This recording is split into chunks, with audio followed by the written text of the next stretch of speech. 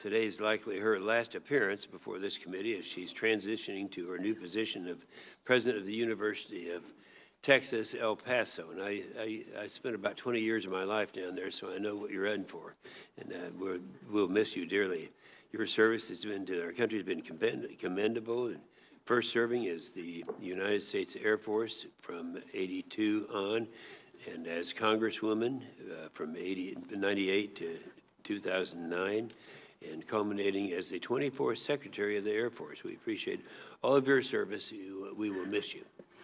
I've got to applaud and thank both President Trump and Vice President Pence for their renewed focus and cohesive approach to America's resurgence in the space domain, and the support to our national defense strategy, this document here, which is our blueprint. The reestablishment of the National Space Council, chaired by the Vice President, has provided multiple space policy directives, including the establishment of the Unified Combatant Command and the U.S. Space Command, as well as standing up the Space Development Agency and providing us with the United States Space Force proposal we are discussing today. Space is a warfighting domain, and future conflicts with Russia and China will invoke attacks from, in, and through space. This would profoundly disrupt our society, which is heavily dependent upon satellite communications, positioning, navigation, and timing, and other vital space-based technology. We must restore our margin of dominance in space over our adversaries. The President's leadership and continued attention to this space domain protects the freedom of action these great power competitors would like to disturb. And the unwavering presidential support we have received ensures our warfighters we have the technology and ability to bring America back to greatness in space. Today's hearing will provide us with an opportunity to continue to gather facts, to fully explore the proposal as presented to us. It was just only 4 weeks ago, if you remember, that was right after our budget discussion.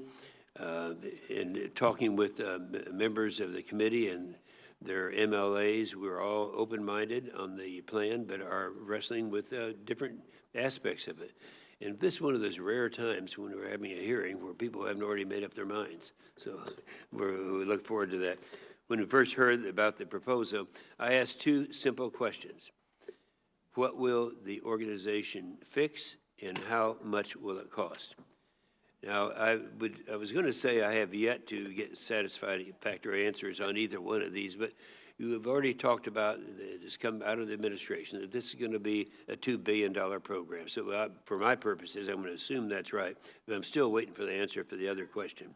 So I look forward to talking about the options, the considerations.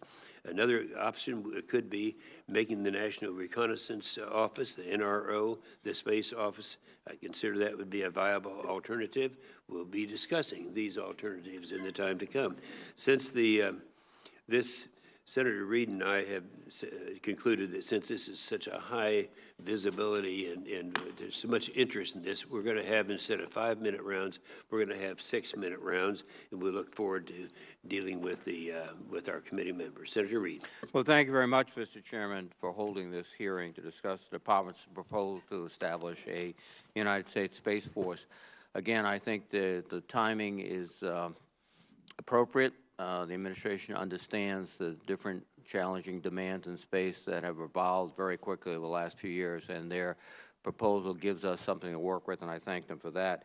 Let me welcome our distinguished visitors and join the Chairman in saluting and thanking Secretary Wilson for her distinguished service. Thank you, Madam Secretary.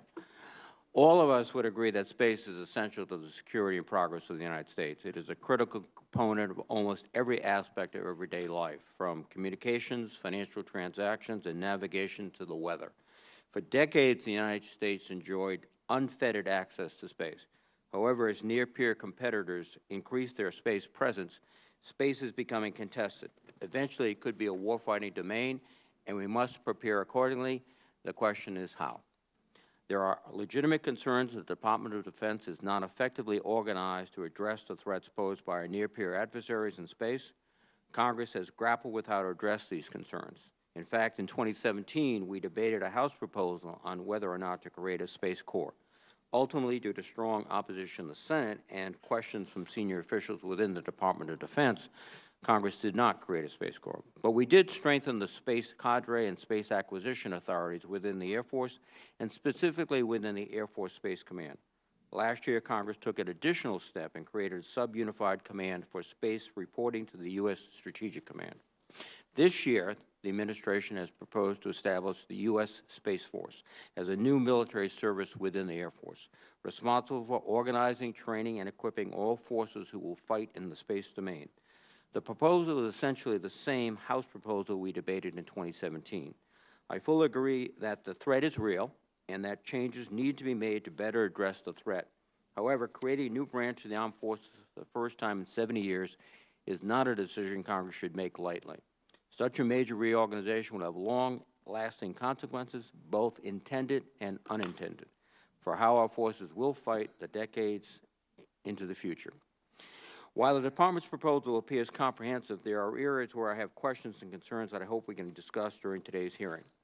My first area of concern is the creation of what seems to be a very top-heavy bureaucracy. According to initial estimates, the Space Force will be a military service of approximately 16,500 people. Roughly 1,000 personnel will serve in headquarters positions. Presently, the smallest force is the Marine Corps, with a total force of 246,000 military and civilian personnel and a headquarters staff of 1,200. This Space Force would be in the Department of the Air Force, similar to the Navy Marine Corps model. However, this proposal creates an Undersecretary of the Air Force for Space, whereas the Marine Corps does not have a separate Undersecretary.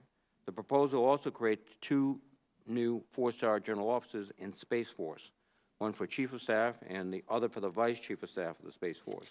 The Chief of Staff of the Space Force will be a member of the Joint Chiefs of Staff. I hope our witnesses will explain why the Space Force requires a separate and dedicated Undersecretary, unlike the Marine Corps, and whether such a top-heavy bureaucracy is necessary for such a small fighting force. The Department states that a new military service will significantly increase focus in leadership, expertise, personnel, and culture. With regard to the personnel actions requested, I have some concerns that this proposal may actually have the opposite effect. Of the 16,500 members of this force, 10,500 would be active-duty service members almost exclusively from the Air Force, and a significant number of Space Force general officers would be drawn largely from the Air Force. Therefore, the future pool of officers from which the Space Force would grow field grade and general officers would be small compared to other services and predominantly from one service. This raises questions about the depth, breadth, diversity, and long-term quality of the officer corps. While predominantly made up of Air Force personnel, the proposal seeks to consolidate much of the space activities of the other services into Space Force.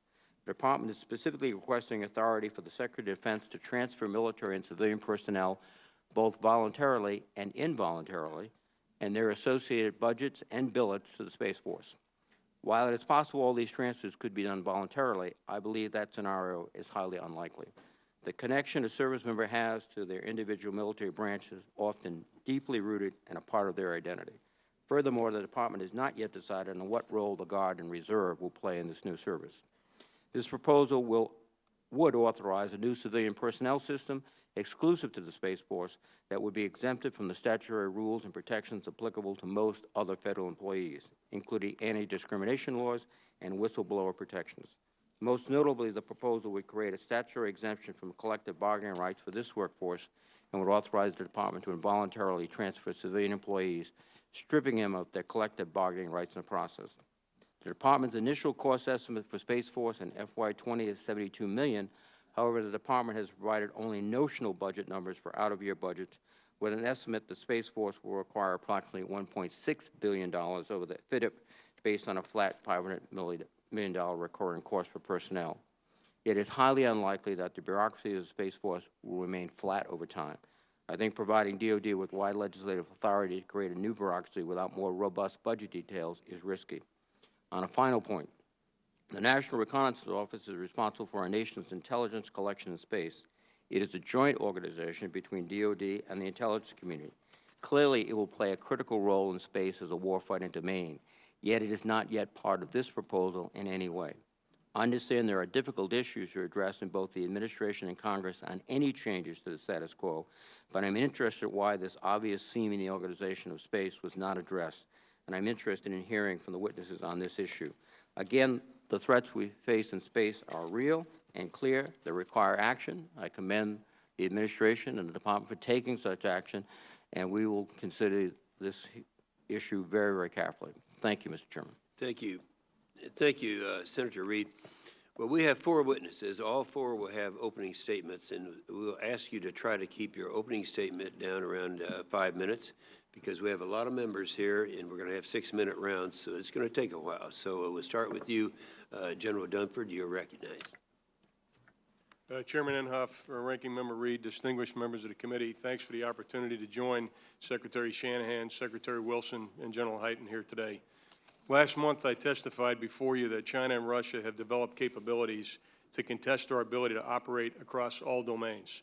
This includes space, which is now a fully contested warfighting domain, along with sea, air, land, and cyberspace. As you know, we have conducted joint military net assessments each of the last 2 years to determine our readiness to execute the national defense and military strategies. At the unclassified level, our assessment includes several observations that are relevant to our discussion this morning and highlight that our competitive advantage in space has eroded. China and Russia have taken significant steps to challenge our traditional dominance in space. They have reorganized their armed forces and developed robust space capabilities to include space-based intelligence, surveillance, and reconnaissance. These steps provide the ability to more effectively target U.S. and allied forces. China and Russia are also capable of searching, tracking, and characterizing satellites in all Earth orbits in support of space and counter-space operations. Their counter-space capabilities include jamming, cyber operations, directed energy weapons, on-orbit capabilities, and ground-based anti-satellite missiles. China and Russia clearly recognize the implications of space from both an economic and a warfighting perspective, and as a result, they are adapting. As Secretary Shanahan has in his written statement, Secretary Wilson has addressed, and both the chairman and the ranking member have mentioned, space is no longer a sanctuary. Traditionally, the Air Force has been the principal driver of our efforts in space. And because of airmen like John Hyten, who joins us here today, our capabilities today are second to none. But our current organizational construct was developed before space was a contested domain. As a result of our analysis over the last few years, I have become convinced that we need change to maintain our competitive edge. In the past, we have often effected change in the wake of failure. Today, we have an opportunity, and I would argue an imperative, to change based on our ability to anticipate. We have an opportunity to look to the future and posture ourselves to seize and hold the high ground of space. We've already acted to establish United States Space Command, which will ensure we can most effectively operate in and from space. Taking the next step to create a Space Force will allow us to develop and maintain a singular focus on developing the people, the capabilities, the doctrine, and the culture we'll need to maintain our competitive advantage in space. Together, I believe these steps will accelerate our efforts to develop, field, and operate the capabilities we'll need for joint warfighting in the future.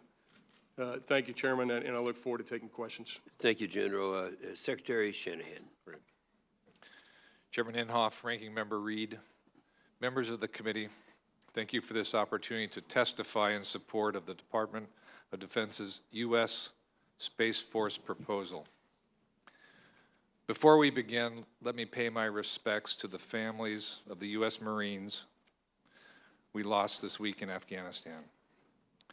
While we will discuss elements of national security here today, we know it is America's young men and women who ultimately deliver that security for us and our families each and every day.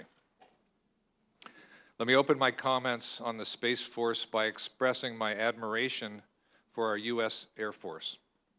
Because of our airmen and Secretary Wilson's leadership in particular, we are the best in space.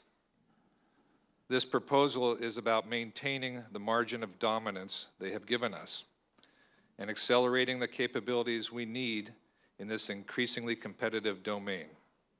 Establishing the Space Force within the Air Force lets us do just that. It is all the more vital now because our $19 trillion economy, our American way of life, and our American way of war all depend on space. 16 months ago, at your direction, in the FY 2018 NDAA, I began a review to, quote, identify a recommended organizational and management structure for the national security space components, end quote.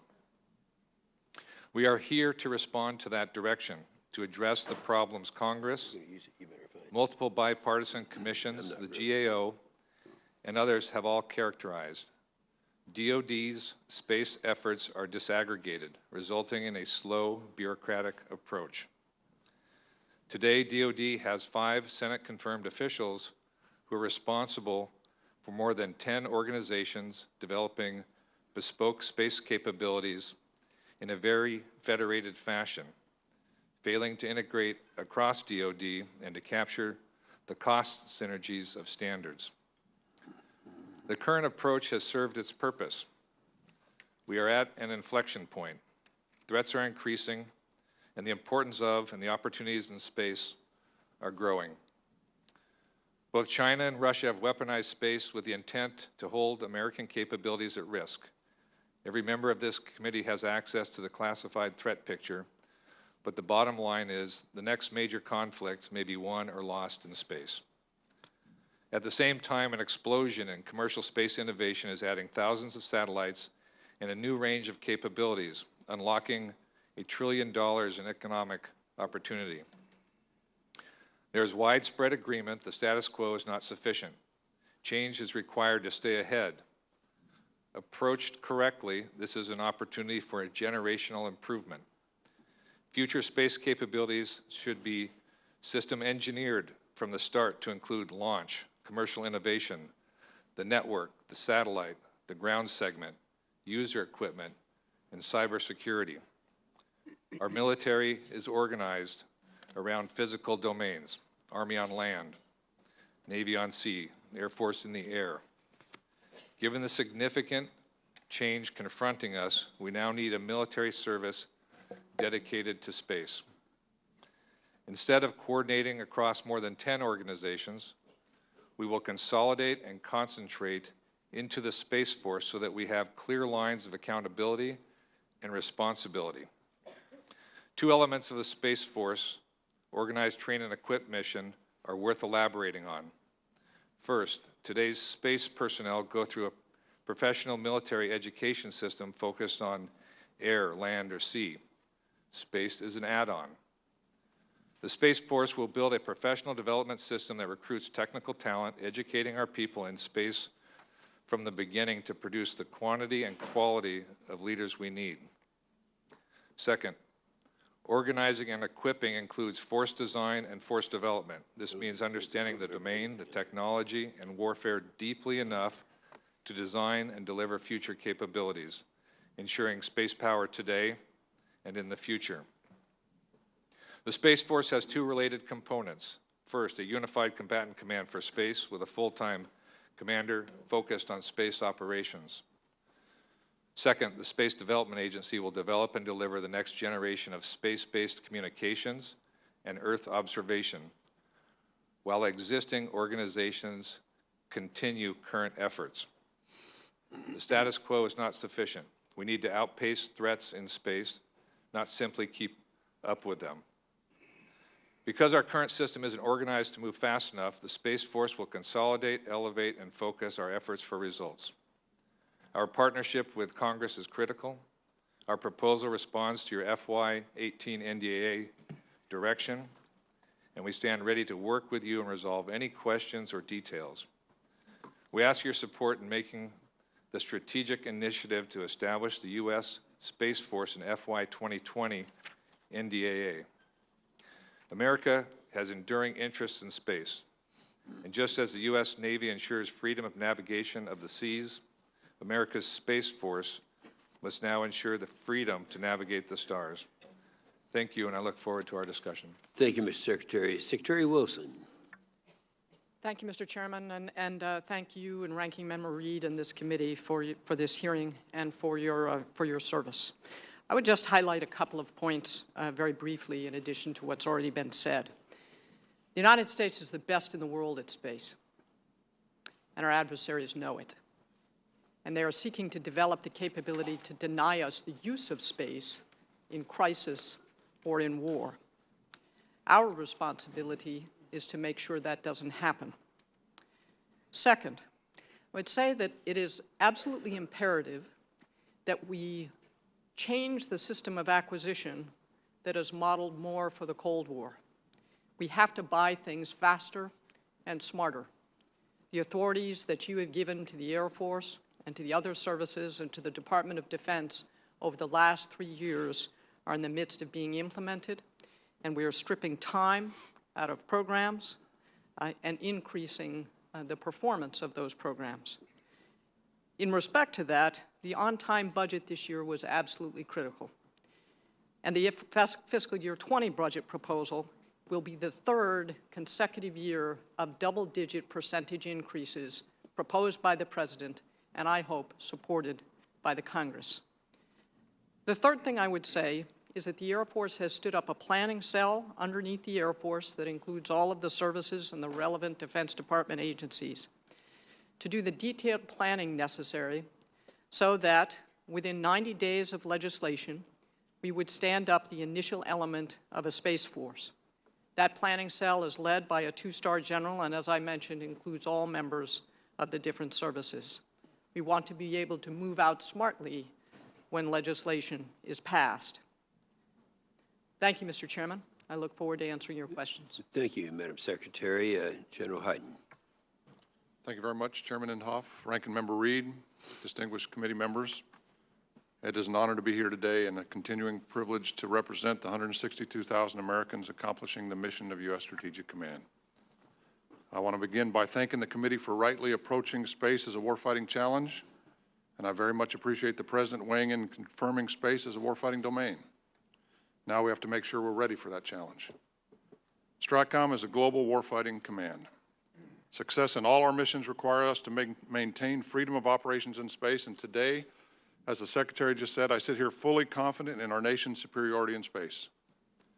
Although we have a distinct advantage today, I fear that this will not continue unless we take action immediately before our superiority begins to erode. Space is fundamental to our economic vitality and the American way of life, including how we conduct warfare. Certainly our adversaries understand this and are actively building and deploying weapons to threaten us in space. We must take these actions seriously. But as the commander of U.S. STRATCOM, I am responsible for space operations in our military today. And I've been in space my entire career. It is my passion. And as much as I'd like to focus on space, my priorities are first, strategic deterrent, second, nuclear command and control, and space can never be higher than my third priority. So the most important thing we can do in the near term is create a lean, new unified command, U.S. Space Command, separate from my command, STRATCOM, focused solely on warfighting in space. And we need a 4-star commander to do that. It's that important. The Department's already taken a step, as well as the President, to nominate General Jay Raymond for this position. He is the right person for that job, and I encourage the Senate to take up his nomination as soon as possible. The second piece is to stand up a new Space Force inside the Air Force, focusing on organizing, training, and equipping forces for this Space Command and for the joint forces at large. This is the pathway that best gets us there. The President said we need a structure inside the Pentagon focused on space all the time, inside the Air Force, and I support this model. The force needs to be streamlined from inception. I understand your concerns about inefficiencies. I believe the creation of the Space Force within the Air Force is the best way to reduce redundancies and bureaucracies by focusing on the most essential tasks. So I pledge to continue to work with the Congress to develop the most efficient warfighting organizational structure possible. So thank you again for allowing me to be here today, and I look forward to your questions as well. Thank you, General Hyten. Now, we are going to have 6-minute rounds, and we're going to try to stay within that time frame, I tell my fellow senators. But we also, in my opening statement, I talked about, I had a couple of questions that never have been answered to my satisfaction. forgetting about the cost thing, because we pretty much established at least an opinion as to what it's going to cost. But I have essentially the same question worded a little bit differently to have each one of our witnesses. So I'd like to ask you to respond to this question. First of all, Secretary Shanahan, I agree with when you often say the United States margin of dominance in space is diminishing. But my question to you, a direct question, is how will establishing a space force help the United States reassert its warfighting dominance? Yes, sir. Sure.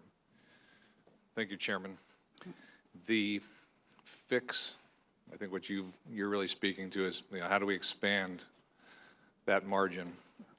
Our proposal addresses all of the changes that are occurring simultaneously in space. And maybe just to set up the answer, these are the significant changes we have to address. The environment is contested. We are about to modernize, for the first time in about 30 years, modernize the department. So how do we incorporate all the modernization and address this very different environment, which is a binary change from the past? And as we broke down the problem, we said the fastest way to do this, and it's all about speed to expand our margin, is to compartmentalize the problem into 3 areas. The first was make sure we have warfighting operations so that we can operate in a contested environment. Yeah, quickly now. The second was make sure that we have the doctrine and the training so that we can equip our forces with the right space cadre. Okay. And lastly, how do we acquire and develop the right system? So you assume that we're going to do a better job with the Space Force than we're doing right now in those 3 areas. Thank you very much. Secretary Wilson, given your experience, which is vast, can you provide your assessment as to how the proposal will better organize, train, and equip Space Forces compared to the present mission of the Air Force Command today? Mr. Chairman, I agree with General Hyten that the most important step that the Congress has already taken and the President has put into action, which is a unified combatant command for warfighting. But I do think that there is an opportunity to align defense space programs in a space force underneath the Air Force, including acquisition. And I think that that alignment will help. Okay, that's a good answer. General Hyten, through your role as commander of the U.S. Strategic Command, you are currently the nation's most qualified expert in warfighting, in space warfighting. Can you identify, differentiate between the mission of the U.S. Space Command, a unified combatant command, and the service mission as proposed in the hearing today? Yes, Chairman. The structure is basically built around the same structure we have in all our combatant commands. The way our military is organized is we have combatant commands that fight our forces. They fight our battles. They win our wars. They conduct strategic deterrence. All the missions are executed through our combatant commands. The new U.S. Space Command will execute the space mission through the combatant command of U.S. Space Command. But the services organize, train, and equip forces for those commands. So the Army, Navy, Air Force, Marines builds, organize, trains, and equip forces for the unified combatant commanders. The Space Force will do that for the Space Command and for the Joint Force at large. Nice. That's the difference between the two. All right, well, that's a very good specific answer. General Dunford, you're a warfighting Marine, so you have a different perspective than some of the rest of them do on this panel. Do you believe establishing a space force will contribute to the development of a space warfighting ethos and culture that does not exist already today? Chairman, first I'd say I think we do have a good culture in the Air Force, and again, we are the best at space. But I also believe that an organization that has a leadership team and people that are singly focused on a single core competency, that being space, will contribute to culture, but more importantly, will contribute to a focus in those areas that Secretary Shanahan, Secretary Wilson, and General Hyten highlighted. That's good. Thank you very much. Senator Reid. Well, thank you very much, Mr. Chairman, and thank the witnesses. Secretary Shanahan, as I mentioned in my opening statement, basically the Space Corps is roughly 16,500 personnel. What you will create is a 1,000-person sort of overhead. That is the highest, overhead to operation ratio within the military service by a great deal. For example, the Air Force has 2,300 personnel in their headquarters and 320,000 airmen and airwomen. So how do we avoid that, and why didn't we think harder about coming with a leaner structure? Sir, let me start with, philosophically, as we consolidate, there should be a reduction in cost. That's how I'm approaching this. The basic proposal has been formulated from an Air Force estimate based on traditional constructs. And what I'd like to do is ask Secretary Wilson to speak to how that proposal was derived. Madam Secretary? Thank you, Mr. Chairman. When the department went through this whole evaluation, we looked at a whole range of options, everything from a kind of JAG Corps, medical corps model, to a completely independent standalone department, and a lot of things in between. Where we landed was a Space Force underneath the Air Force so that you don't have to duplicate all the acquisition, budgeting, finance, personnel kinds of functions, but with a member of the Joint Chiefs. Now, if somebody's going to be a Joint Chief and they're going to have the credibility in the building and be able to operate, they need to have the support of a member of the Joint Chiefs. Of the additional personnel, which I think is about 1,200, half of those are in the headquarters, which makes for a quite small headquarters for a member of the Joint Chiefs. The other half was proposed to be what is a professional development element to get after the business of developing people. So it is recruitment, professional development, doctrine center kinds of things, which is not really a headquarters element. So we did that costing, and that would be the concept. Well, thank you, Madam Secretary.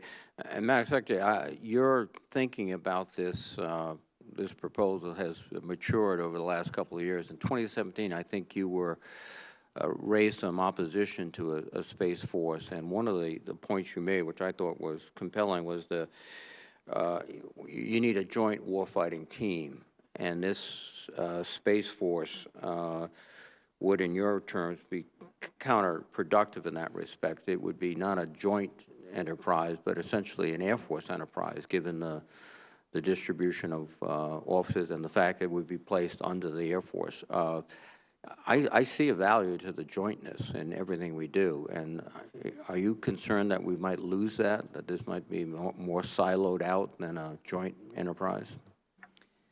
Senator, I think that each of our services has our own identity, but we contribute to a joint team. I think that one of the most important things in standing up a separate Space Force will be to establish a warfighting culture within that organization that's part of a joint force. One of the things that really has surprised me when I came back to the service, having been away, having served as a young officer, is just how much more joint operations really are today than they were 20 years ago when I was a young officer, and it's a real tribute to the decisions made under Goldwater-Nichols. Again, I think this is an issue that we'll return to again and again, but there is this tension between creating a service, a separate identity, and this notion of jointness, which I think you're correctly stated, emanated from Goldwater-Nichols and has been, I think, a very effective way to organize our military efforts. One of the issues that has been mentioned several times, Secretary Shanahan, is the sense that, well, now we're unifying our entire effort in space under the Space Corps, but actually we have the National Reconnaissance Office, which has a great role in space, and we also have military intelligence programs that have roles in space, and they're outside this proposal. And there's, in fact, there's no, at this point, explicit sort of linkage to them other than informal communication. So are we missing something here? I think, again, the intent that we suggested in our in setting up the Unified Command would be an agency that had all services focused on space and with active participation. Yeah. Maybe one good analogy would be Cyber Command, active participation with the civilian agencies that are in that realm too. Can you comment? Sure. The bias in the proposal is towards speed. The proposal we submit really represents the stakeholders that we have control of. Early discussions were with the NRO, and I continue to have discussions with Sue Gordon, principally at the technical level as we start to evolve these new architectures so that we can provision at one point in time to do the integration. Technically, I think we'll be aligned from the start. The challenge organizationally, and I think when we look at the many stakeholders, there's real work to be done there to negotiate. So we thought of it as a multi-step process that eventually there would be more alignment and integration, but not in the first phase. Thank you, Mr. Secretary. Thank you, Mr. Thank you, Senator Reid. Senator Fisher. Thank you, Mr. Chairman. Secretary Shanahan, if I could just follow up on the NRO a little bit. Are you saying that at the onset now of the Space Force, you didn't feel a need to have that included, but possibly down the line you would? Did I understand that correctly? There is a need. It was an issue of timing. So if we could do it all concurrently, that would be ideal. I don't think we can move that quickly. So rather than delay, we said, this is what we can do immediately. Provision for that integration and realignment in time. Will that affect the need to unify the national security space activities? Do you see that as possibly a detriment in trying to unify? We keep hearing about unification. Is obviously you don't think that will be a detriment. Well, I'd rather do more sooner. I mean, this is really about how do we move out quick. The proposal we've put together is really a threat-driven proposal. So as quickly as we can get after the threat, we want to move. If we could do more, we'd like to do that. I think some of the organizational, this is really more about the equities of stakeholders. If we could, resolve some of those more quickly, we would, incorporate more. Okay, thank you. Secretary Wilson and General Hyten, can you offer your views on the NRO and Space Force? Madam Secretary, if we could start with you, please. Senator, the National Reconnaissance Office was a black program established, or secret program established between the Air Force and the CIA a long time ago. In 1992, its existence was acknowledged. But while it was a black program, it was headed by the Undersecretary of the Air Force, who was simultaneously the head of the NRO. That ended in 1992, and the NRO had its own director who was not the Undersecretary of the Air Force. There remains a very deep connection between the Air Force and the NRO. About 40% of the people in the NRO are airmen. The rest are civilians or CIA employees. So there is a deep organic connection there, and we have deepened the already close connection between military space and space elements of the intelligence community over the last several years. And that's because many of the things we'll have to protect are actually NRO assets. So deepening that connection is important. It may not require actual structural change in the organizational chart. We'd be happy to work with you on kinds of things that might continue to deepen that already very close connection between the Air Force and the NRO. Thank you. General Hyten, do you have anything to add? Yes, ma'am, just a couple things. I think, first of all, we should recognize that right now the partnership between the National Reconnaissance Office and the Air Force is as strong as it's ever been. And I've been working with the National Reconnaissance Office for well over 30 years, and it's very strong. The second piece is that there's no doubt that the Space Force of the future will have to have a very strong relationship with the National Reconnaissance Office. The administration recognized this in Space Policy Directive 4. They gave us 180 days, which I think is out to the middle of August, to come back with a report that said this is how we would partner with the National Reconnaissance Office and the broader intelligence community in the future. I hope we can do that faster than August, because that partnership is very important to the future. Okay, thank you. General Dunford, there's a tension between the desire for a streamlined effort, unified under one roof, and the desire for a joint integrated approach here. This was Admiral Rogers' concern and the reason he actually opposed the creation of a separate force for cyber. In our attempt to unify space activities, are we running the risk of creating another silo here, and we're going to surround it with a silo and we're going to distance it from other services? And how do we make sure that space is going to remain integrated? Thanks, Senator. You know, Senator, in my assignment, what I've kind of come to learn is that the real strength of jointness is actually diversity of perspective brought by different services and organizations. But what's key is to leverage that diversity of perspective in processes that make sure we have coherent force development, force design, command and control, and planning. And I think those three areas are how we bring the joint team together. But I'm not at all concerned about a silo of space. The key is to have individuals that are singly focused on space and make sure we incorporate that perspective, that very healthy perspective, into the outcome, which is a joint force that can fight. Okay. Thank you. Thank you, Mr. Chairman. Thank you, Senator Fisher. Senator King. Thank you, Mr. Chairman. Thanks to all of you.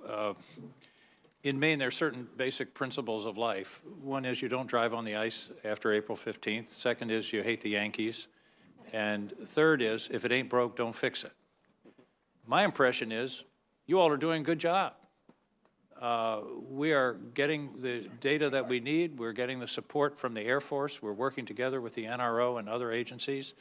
And as I think many of you or all of you have testified, we're dominant in space right now. I understand the threat, and I understand our adversaries are moving forward, but I don't understand how adding a box to an organizational chart is going to give us some kind of qualitative military edge, to use a term that we've heard in this committee. General Hyten, I'm like the chairman. I'm genuinely undecided, although, as you can tell, I'm skeptical. I don't think it's broken. I think you're doing a good job. Why are we going to fix it? So, Senator, I think we have been doing a good job.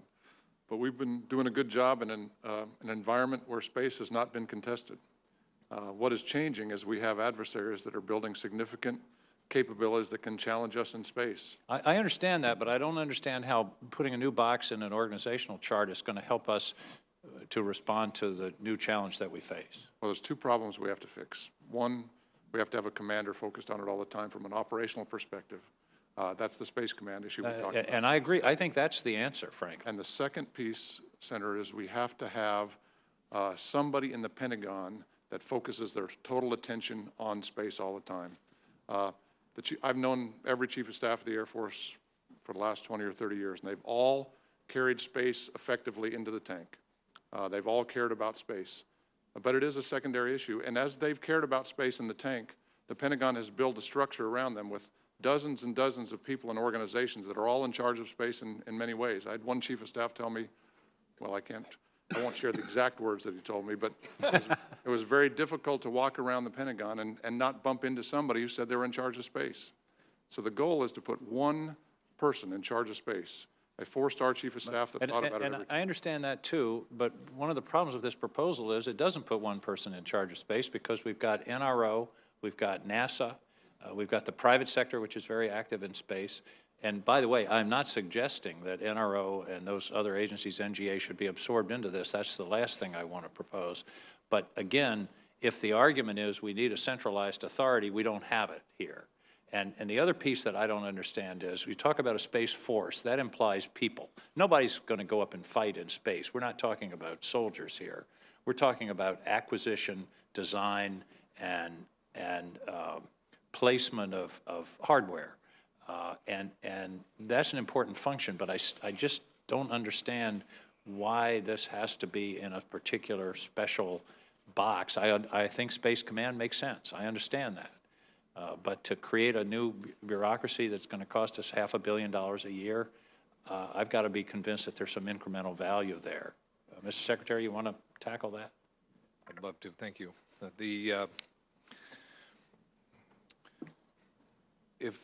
If the environment were going to be the same as it is today going forward, I'd say don't fix it. I've studied this problem for 18 months, so it's not as though someone, passed me a report. I've spent a lot of time on this subject, and the focus has been what is changing, and do we have the capacity and the ability to make that change? And when I break the problem down, the first is how do we set up Space Command so we have operations that now can compete in a contested environment? So that was, one problem, and you need a dedicated leader whose attention is that. But isn't that the combatant commander of the Space Command? Correct. So that's one. Then the second piece, and this is where I think you were headed, is why does that new box called the Space Force create a lot of value? There's two major changes that we have to get after.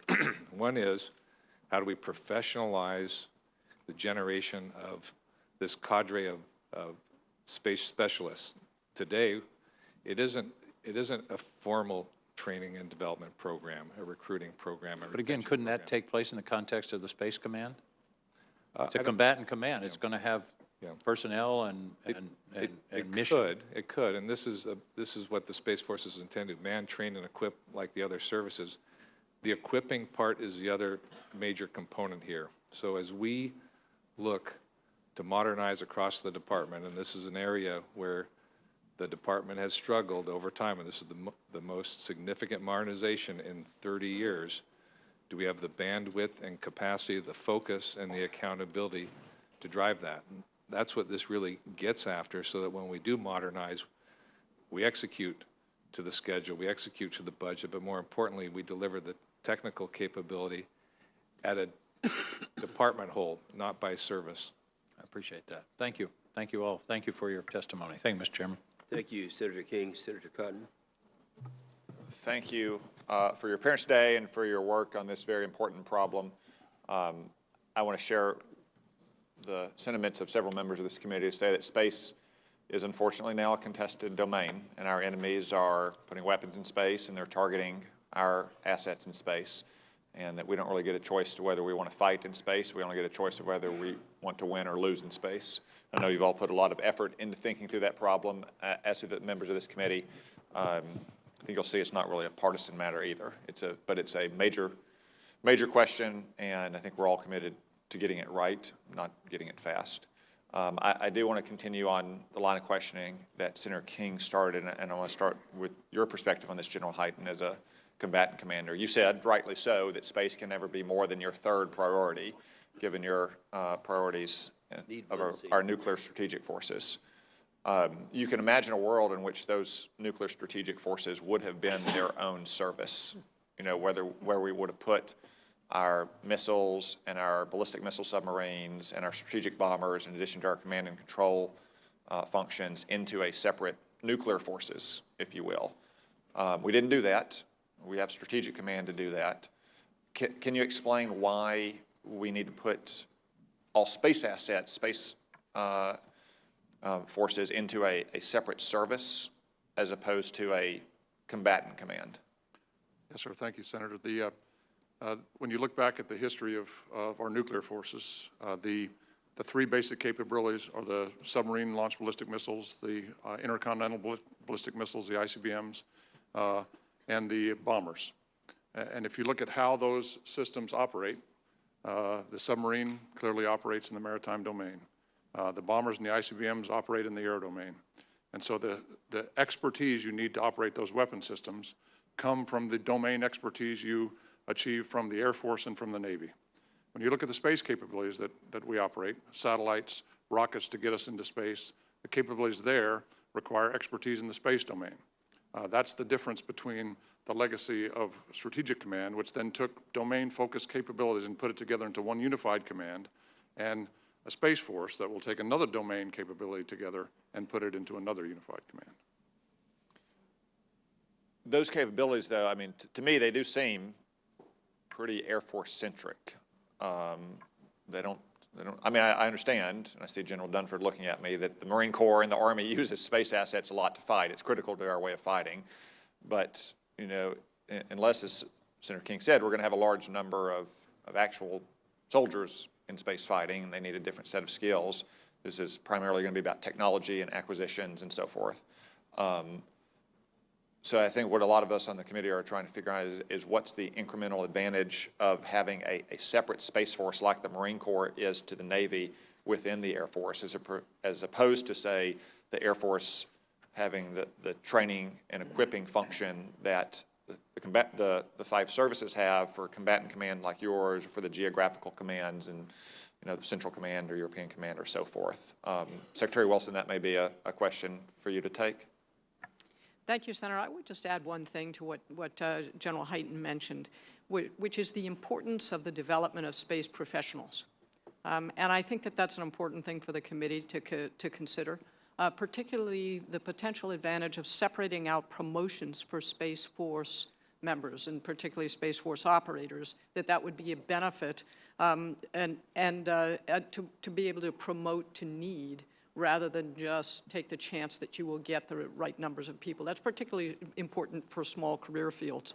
And I also think that the continuing to strengthen professional development around space and space warfighting is important. Obviously, we're moving forward with this irrespective of what decision is made by the Congress and administration on formal structures.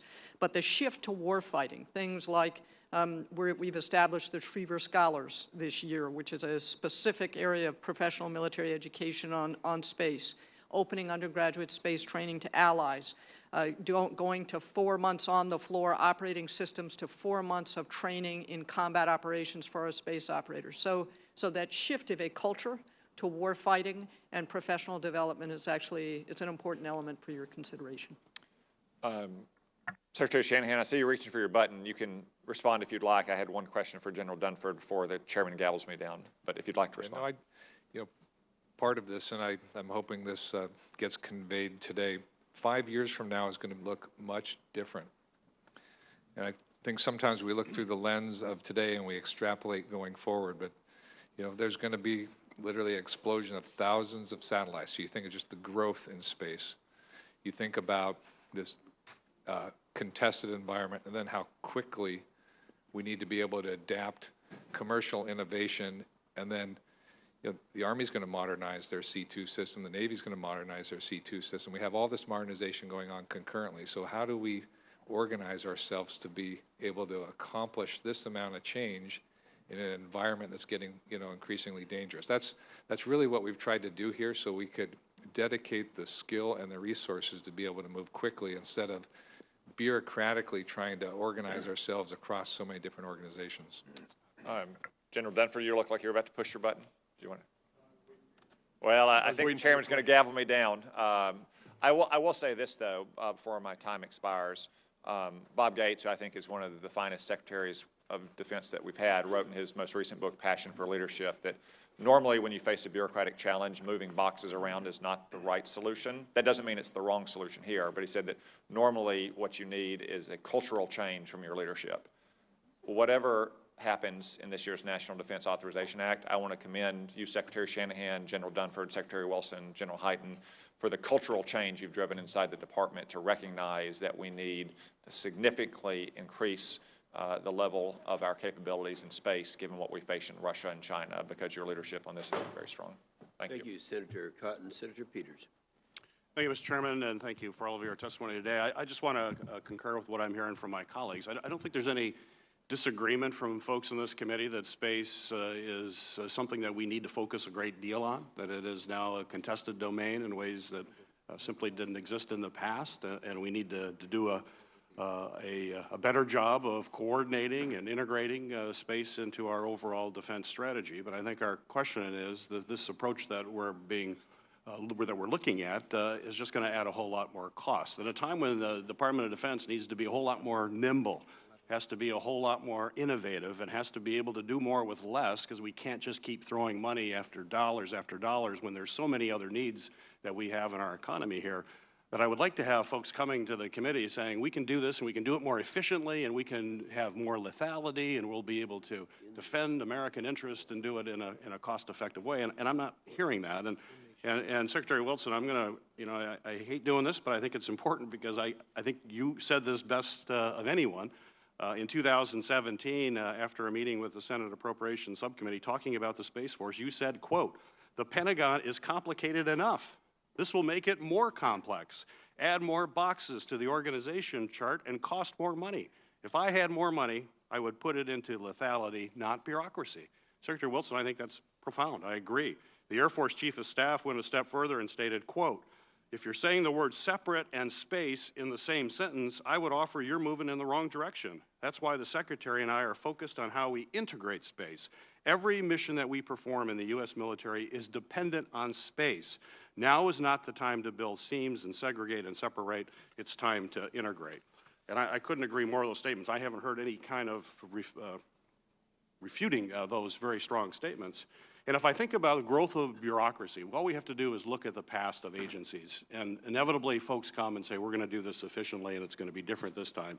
I'm the ranking member on Homeland Security and Government Affairs Committee, which, of course, oversees the Department of Homeland Security. And when we stood up that department, I mean, just look at what has happened in that department over the years. Since 2005, the DHS's Department Management Operations staff responsible for functions including legislative affairs, public affairs, general counsel, has grown at a very large rate. What started at 723 employees now is close to 2,600 employees. Bureaucratic organizations always grow. I've never seen a bureaucratic organization that actually shrinks, and this one is particularly rank-heavy, which is usually has its own bureaucracy that comes as ranks increase. And essentially, the proposal would have 2 4-star generals and an undersecretary in charge of the organization the size of a Marine Expeditionary Brigade, which is usually commanded, as you know, General Dunford, by a brigadier general who is conducting operations in both the air and land domains, very complex, contested environments. And we're going to be adding an incredible number of folks in what is being done efficiently in other places around the Department of Defense now. So my question is, what would happen to the end strength of the existing services if personnel are transferred to the Space Force? Would the Air Force, Navy, and Army backfill those positions, or are we looking to reduce the end strengths of those forces as we create this new bureaucracy? Secretary Shanahan? No, we would not backfill the end strength. So So- this would be so- net zero. So we would see a reduction When, in those other areas because yes, we're yes, moving. Yes. I also, we talked about, and Senator Reid brought it up, which I think is important, is the jointness factor. And that certainly was one of the important and I think paramount achievements of Goldwater Nichols, to make sure that we're fighting jointly. And that's why I concur with some of the comments I've heard from my colleagues on having the joint command structure. But if the creation of the Space Force is approved and we consolidate all of the service space equities into one branch, the unified U.S. Space Command will only have one service as a force provider, is my understanding. General Dunford, how does this proposal fit into Goldwater Nichols, and how do you propose senior officers in the Space Force would broaden and gain joint experience if we're consolidating all space equities into a single service providing force for a single functional combatant command? No, Senator, I think it's a great question. And for clarity, I would envision that each of the services would still have expertise at the staff planning level to employ space capabilities, and then also the necessary tools to take advantage of space. So ground systems, staff planners, and those kind of things would be in the other services. But Senator, from where I sit now, particularly as a former Joint Force Commander operational, and as the chairman, I mentioned a minute ago, the diversity of perspective actually brings strength to the joint force. So I don't have concerns about Space Command being a cylinder of excellence, if you will, because it's largely a single service. I think it's imperative on the joint force to make sure that in force development, force design, in command and control, and our planning, we leverage that diversity that each of the services brings. My perspective is, and I was probably where many members of the committee are today, 2 years ago, skeptical that we're moving in the right direction. And at the end of the day, I asked the question, we have a space domain now. It is a warfighting domain. What is the optimal organizational construct to make sure that we're positioned to fight in space? And that's where I've landed now on the Space Force. And so I do believe that the framework within which we develop joint capabilities will allow us to leverage both Space Command, the operational element here, as well as Space Force, the train, organize, and equip organization. Thank you. Thank you, Senator Peters. Senator Rounds. Thank you, Mr. Chairman. First of all, let me just say to all of you, thank you for your service to our country. I most certainly appreciate all of the expertise that you provide. And once again, Secretary Wilson, it has been truly an honor and a privilege to be able to work with you, and we're going to miss you. I have to share with you all, I guess I'm open-minded as to whether or not this is a good idea or not. And at the same time, I think all of us have an obligation to come in a sense, to be skeptical, because what we have right now appears to, as you've all indicated, we have the best with regards to our approach right now to space compared to our near-peer competitors. And so what we're trying to do is to make improvements for the long term based upon the issues that we see that we're not able to do as well as we would like to. I see the Air Force, though, in many ways, having learned a lot from previous projects and so forth. The Air Force right now has a B-21 project, which is not only on time, it's on budget. It would appear to me that there are acquisition processes within the Air Force right now that are showing improvement, that we're actually seeing that work its way through. And I'm wondering what it is within the space processes that would be different, and why it is that space is a challenge. I'm also trying to figure out what happens when we start talking about this new bureaucracy. We've actually considered the fact that we want to, if I'm understanding this, that we would actually have a general officer, a chief of staff, who would be a 4-star, responsible for the Space Force, but we would also have another individual who would serve as commander of the U.S. Space Command. Let me just start with this. Any possibility that we could follow the same guidelines as we found within Cybercom, where we have a dual-hatted position? Has that been considered as one way to perhaps promote some efficiencies in this proposal? I'll start with Secretary Shanahan, and if you'd like to pass that off, you're welcome to, sir. No, let me start there and add on to your comments about the B-21. The first is, let's say we did have the dual hat, and you just look at the work that individual would be accountable to deliver. It's too much work. When I just look at it, and if it was General Raymond, it would be too much work given what's taking place across the department. So it's just a bandwidth. I would offer, if we were to compare acquisition processes to the B-21, in our situation, we have the opportunity to take advantage of innovation that's taking place in the commercial sector. And the B-21 is really, indigenous. We're going to have to make changes to our acquisition processes in order to be able to take advantage of all of this new technology and innovation. Would not a Space Force have the same unfortunate bureaucratic problems that the Air Force has to deal with today? That was the nature of the Space Development Agency. Carve the development portion out so that we can address the bureaucratic red tape of acquisition, so we can really leverage the commercial innovation, and the fact that how we design is going to be fundamentally different because it's now a contested environment. This wouldn't be the first time that we made a change like this. I mean, this has gone through processes in the past. There is no such thing as a perfect layout. Mm-hmm. The one we have today is clearly not perfect. Mm-hmm. It could be improved upon. And General Dunford, I see that you were looking over as though you may have something to add to that particular thought. Senator, do you mind if I address the dual hat issue? Yes, sir. So Go ahead. When I look at General Nakasone, the benefit of the dual hat arrangement up there is he's able to combine intelligence with cyber capabilities to quickly execute operations. And we saw, combined with authorities, the benefit and the power of that last fall in protecting our democracy.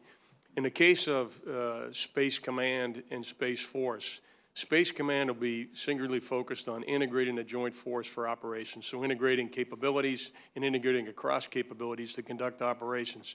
The 4-star with Space Force really is in a train, organize, and equip world, and I see the benefit of having somebody singularly focused on developing the human capital, the doctrine, the capabilities, and the culture of a Space Force.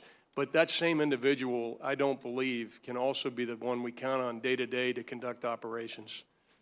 Let me just ask a couple of real quick questions. General Hyten, I'm going to come right to you with this because clearly you have a number of these items under your responsibility right now, but let me just run this by, and satellites are going to be separate right now in terms of maintaining the NRO, separate, number one. Number two, what about hypersonics? Whose role is this going to play, and how does that fit into this whole process? Are we going to find that under a Space Force or a Space Command, or is that going to remain separated out? Well, you'll organize the structure of the weapons that we're building and the capabilities that we're building based on the organization with the best expertise. I think the Space Force structure will likely build the sensors that will see hypersonics, but I think the other services will more likely build the hypersonic capabilities because they will operate in their domains. The hypersonic capabilities we're talking about right now are not space capabilities. They operate from the sea, from the land, from the air, through the air, and so that structure makes sense to go through there. If I could just build on a little bit to the previous discussion, though, because I think it's important for the committee to understand that, well, just look at the uniform I'm wearing. I am an airman at heart. When I bleed blue. I love my Air Force, and I love the history of the Air Force in space. I mean, the term aerospace was created at this committee in 1958 by the Chief of Staff of the Air Force to talk about the integration of air and space. I love that background, but every physical domain we have, when it becomes contested, we create a military service to deal with that. So we're going to have a Space Force someday. I think what the committee has to decide is when is that going to happen? And I think now is the time to go to what Chairman said. You want to get ahead of the problem, not trail it, not come in the response to a catastrophe, get ahead of the problem. But I hope everybody understands I love the uniform that I wear. Thank you. Thank you, Mr. Chairman. Thank you, Senator Rounds. Senator Jones. Thank you, Mr. Chairman. Thank you all for being here today. I think you can understand, or I hope you can understand, that while this committee seems to be open to this idea, we're still seeing a lot of generalities after being studied for a while, and we're having a hard time grasping. Candidly, unlike some colleagues, my needle may be a little bit more inclined to create a Space Force, but I'm still got questions. For instance, Secretary Shanahan and General Dunford, there was a statement that you issued that said, current service-specific entities that provide global space capabilities would become part of the U.S. Space Force. For example, the Air Force Space and Missile Systems Center, the Navy Mobile User Objective System, and the Army's operations of wide and narrow band global satellite communications all become part of the Space Force. But then you go on to say, as necessary, DoD components would retain organic space capabilities uniquely required to support the core mission of that military service or defense agency. So what exactly would and wouldn't become part of the Space Force? I mean, do you have a list of the entities that would have, and do we have that list, or can you get that list to us? Go ahead, General. Senator, I can start and just give you an example. In my own service, the Marine Corps, we don't have space capabilities in the Marine Corps. We do have personnel that are trained in capabilities to take advantage of space. And so where I see us going is that the preponderance of space capability would be in that single service, the Space Force. But each of the services, because space is integral to their warfighting capability, is going to have to have expertise inside those services to make sure that space is properly integrated into their warfighting capability. And then they're going to have some capabilities to take advantage of space, ground systems and so forth. But this would move, on order of 95% plus of the capabilities in the Department of Space into a single force. So that what would be residual in the other services would be minimal, and it would be designed specifically and only to make sure they can take advantage of space. Okay. Secretary, you want to add anything to that? No, absolutely. Senator, if we can come brief you. We've done the architectural and programmatic analysis, service and agency for over the FIDA. So I could show you where today we have 10 different organizations working on similar architectures. This is really not about the systems that we have in place. Wholesale, they stay in place, but the department is about to embark on command and control, new command and control for all the services. We have an opportunity here to have all domain command and control at the Department of Defense level. That's never been an opportunity. And why that's such a big deal, and that's what the Space Development Agency represents, is we're going to have a common ground stations, common terminals, the infrastructure that's necessary to really be able to strip out cost and be able to upgrade capability. We'll finally have a baseline that allow us to do it. And I think this is where Senator Peters was. Where does the value come from? 10 efforts to 1. There's real cost, real schedule, real capability that gets delivered in a much more effective fashion. That's what this proposal is about. I'd trade 500 people in a heartbeat to implement this proposal. If that's where the negotiation is, I think we have a winner here. The real benefit is delivering capability at a much lower cost, and those dollars are in the billions. All right, on a specific, just to bring it home to Alabama, is the Army Space and Missile Defense Command at Redstone Arsenal going to be part of the Space Force? Do you know? Well, Or do you want to get back to me? no, I actually, it depends which part, because so when we think of SMDC, some of the critical roles in the SMDC, some of that will be aligned with the Space Force as we do Army modernization. Some of the existing resources that support ongoing, I call them legacy Army operations, they'll stay in their current capacity and their current alignment. All right. Secretary Wilson, I just kind of want to ask it in a different way, this question about the need for this. Because I've read statements of yours in the past where you have talked about the need for a Space Command versus Space Force, maybe not both. Let's put aside the fact, and I get it about acquisition. I see that, but I sometimes think that could be done within the Air Force. But let me just put it this way. Had the President of the United States not issued an order about creating this, and you have been the Secretary now for a couple of years, would this be something that you would be coming to the Senate Armed Services Committee recommending after having served 2 years as Secretary of the Air Force? Senator, I think the President of the United States has done us a service by elevating this conversation and making the challenge we face in space a kitchen table conversation. And when I came here to be confirmed in front of you 2 years ago, I was told by a holdover from the previous administration, by the folks who were still kind of in the previous administration or holding over or whatnot, that I had to take out the words space and warfighting in the same sentence. And look at where we are today. The President has proposed, and you all have supported, 2 consecutive years of double-digit percentage increases in the space budget, and there's another one before you today in the FY20 budget. And we're having a hearing on how America needs to dominate in space. And I think we need to give him credit for that. Thank you. Thank you, Mr. Chairman. Thank you for that answer, Secretary Wilson. Senator Ernst. Thank you, Mr. Chair, and thanks to all of our witnesses today for being here. This is obviously very important to all of us, but making sure that the structure is right is also very important. I think we've determined that it's a necessity. It's just how we establish the forces. So I hope we can get this sorted out. I'm going to I know we've talked about this so many times over in so many different ways. We've given a lot of different examples of different types of structures of organizations within our military. I guess we need some convincing that there is a necessity for a 6th branch within our armed services. We do have United States Special Operations Command, SOCOM, and its components.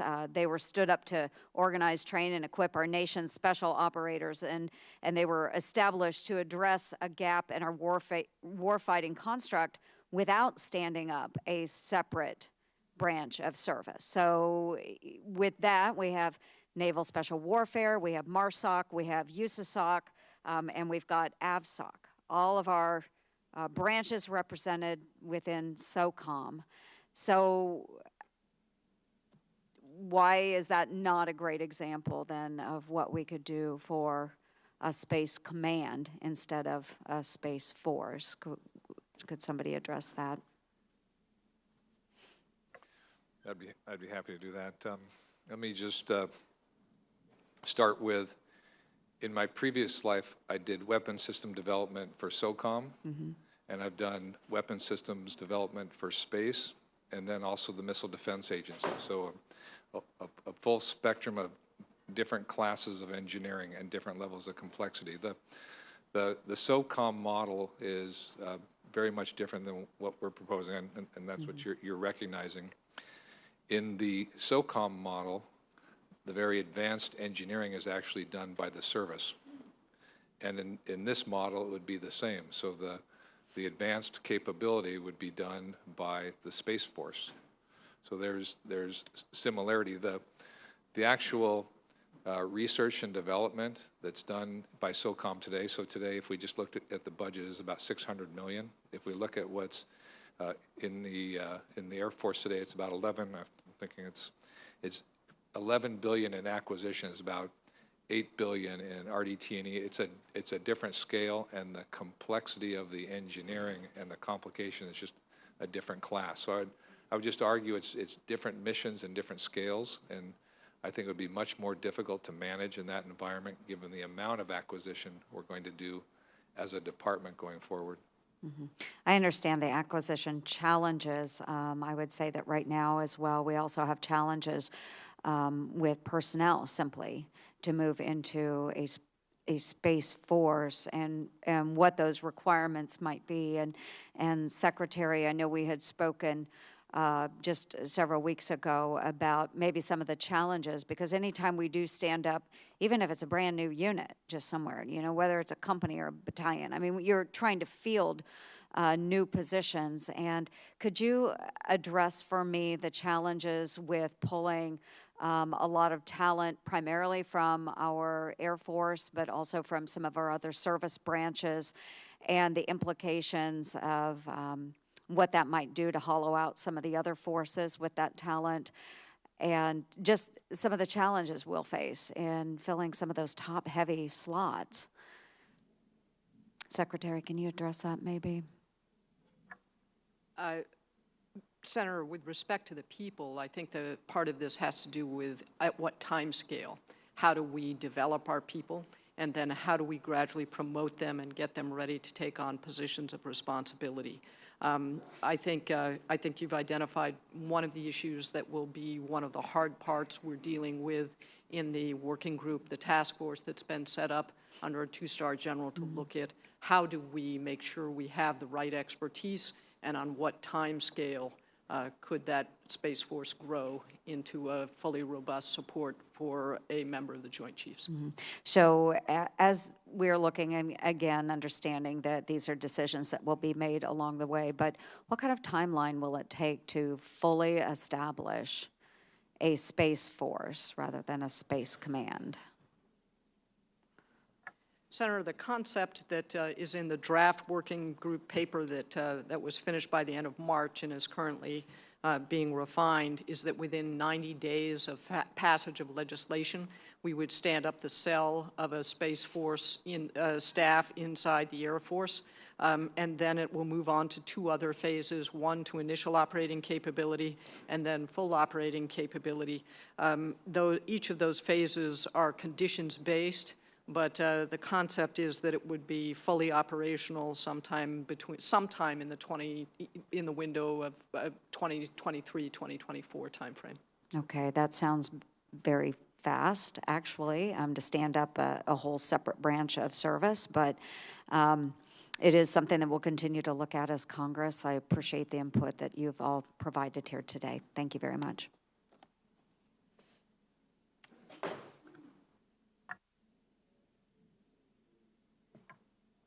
Thank you, Mr. Chair, and thanks to the witnesses. I have appreciated my colleagues' questioning. I think they've addressed a lot of the questions I have, and I want to take it in a different direction. I would say take it to 30,000 feet, but we're talking about a Space Force, so I should probably call it a low Earth orbit, and talk about problems in space and how we're going to deal with them. And maybe if we talk about problems, then we could work backward to structure. So here's a recent one that I was interested in. Just in the last couple weeks, March 27th, India announced that it had successfully conducted a test of an anti-satellite weapon. So they had something in low Earth orbit. They used an anti-satellite weapon to knock it down, and it resulted in the estimates right now, 400 pieces of debris, 24 of which are large enough to potentially pose a threat to the International Space Station.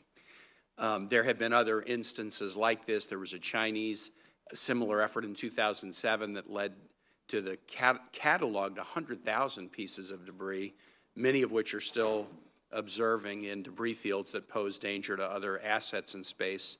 There was a collision in '09 between a working U.S. satellite and a sort of defunct Soviet-era satellite, that kind of a fender bender that produced debris. And then this debris causes challenges.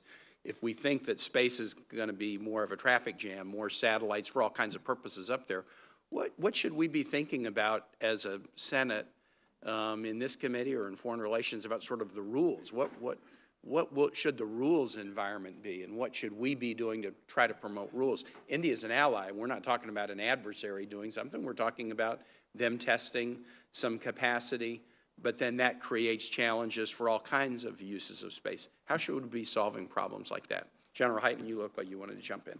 So, Senator Kane, I think the first lesson from the Indian ASAT is just a simple question of why did they do that?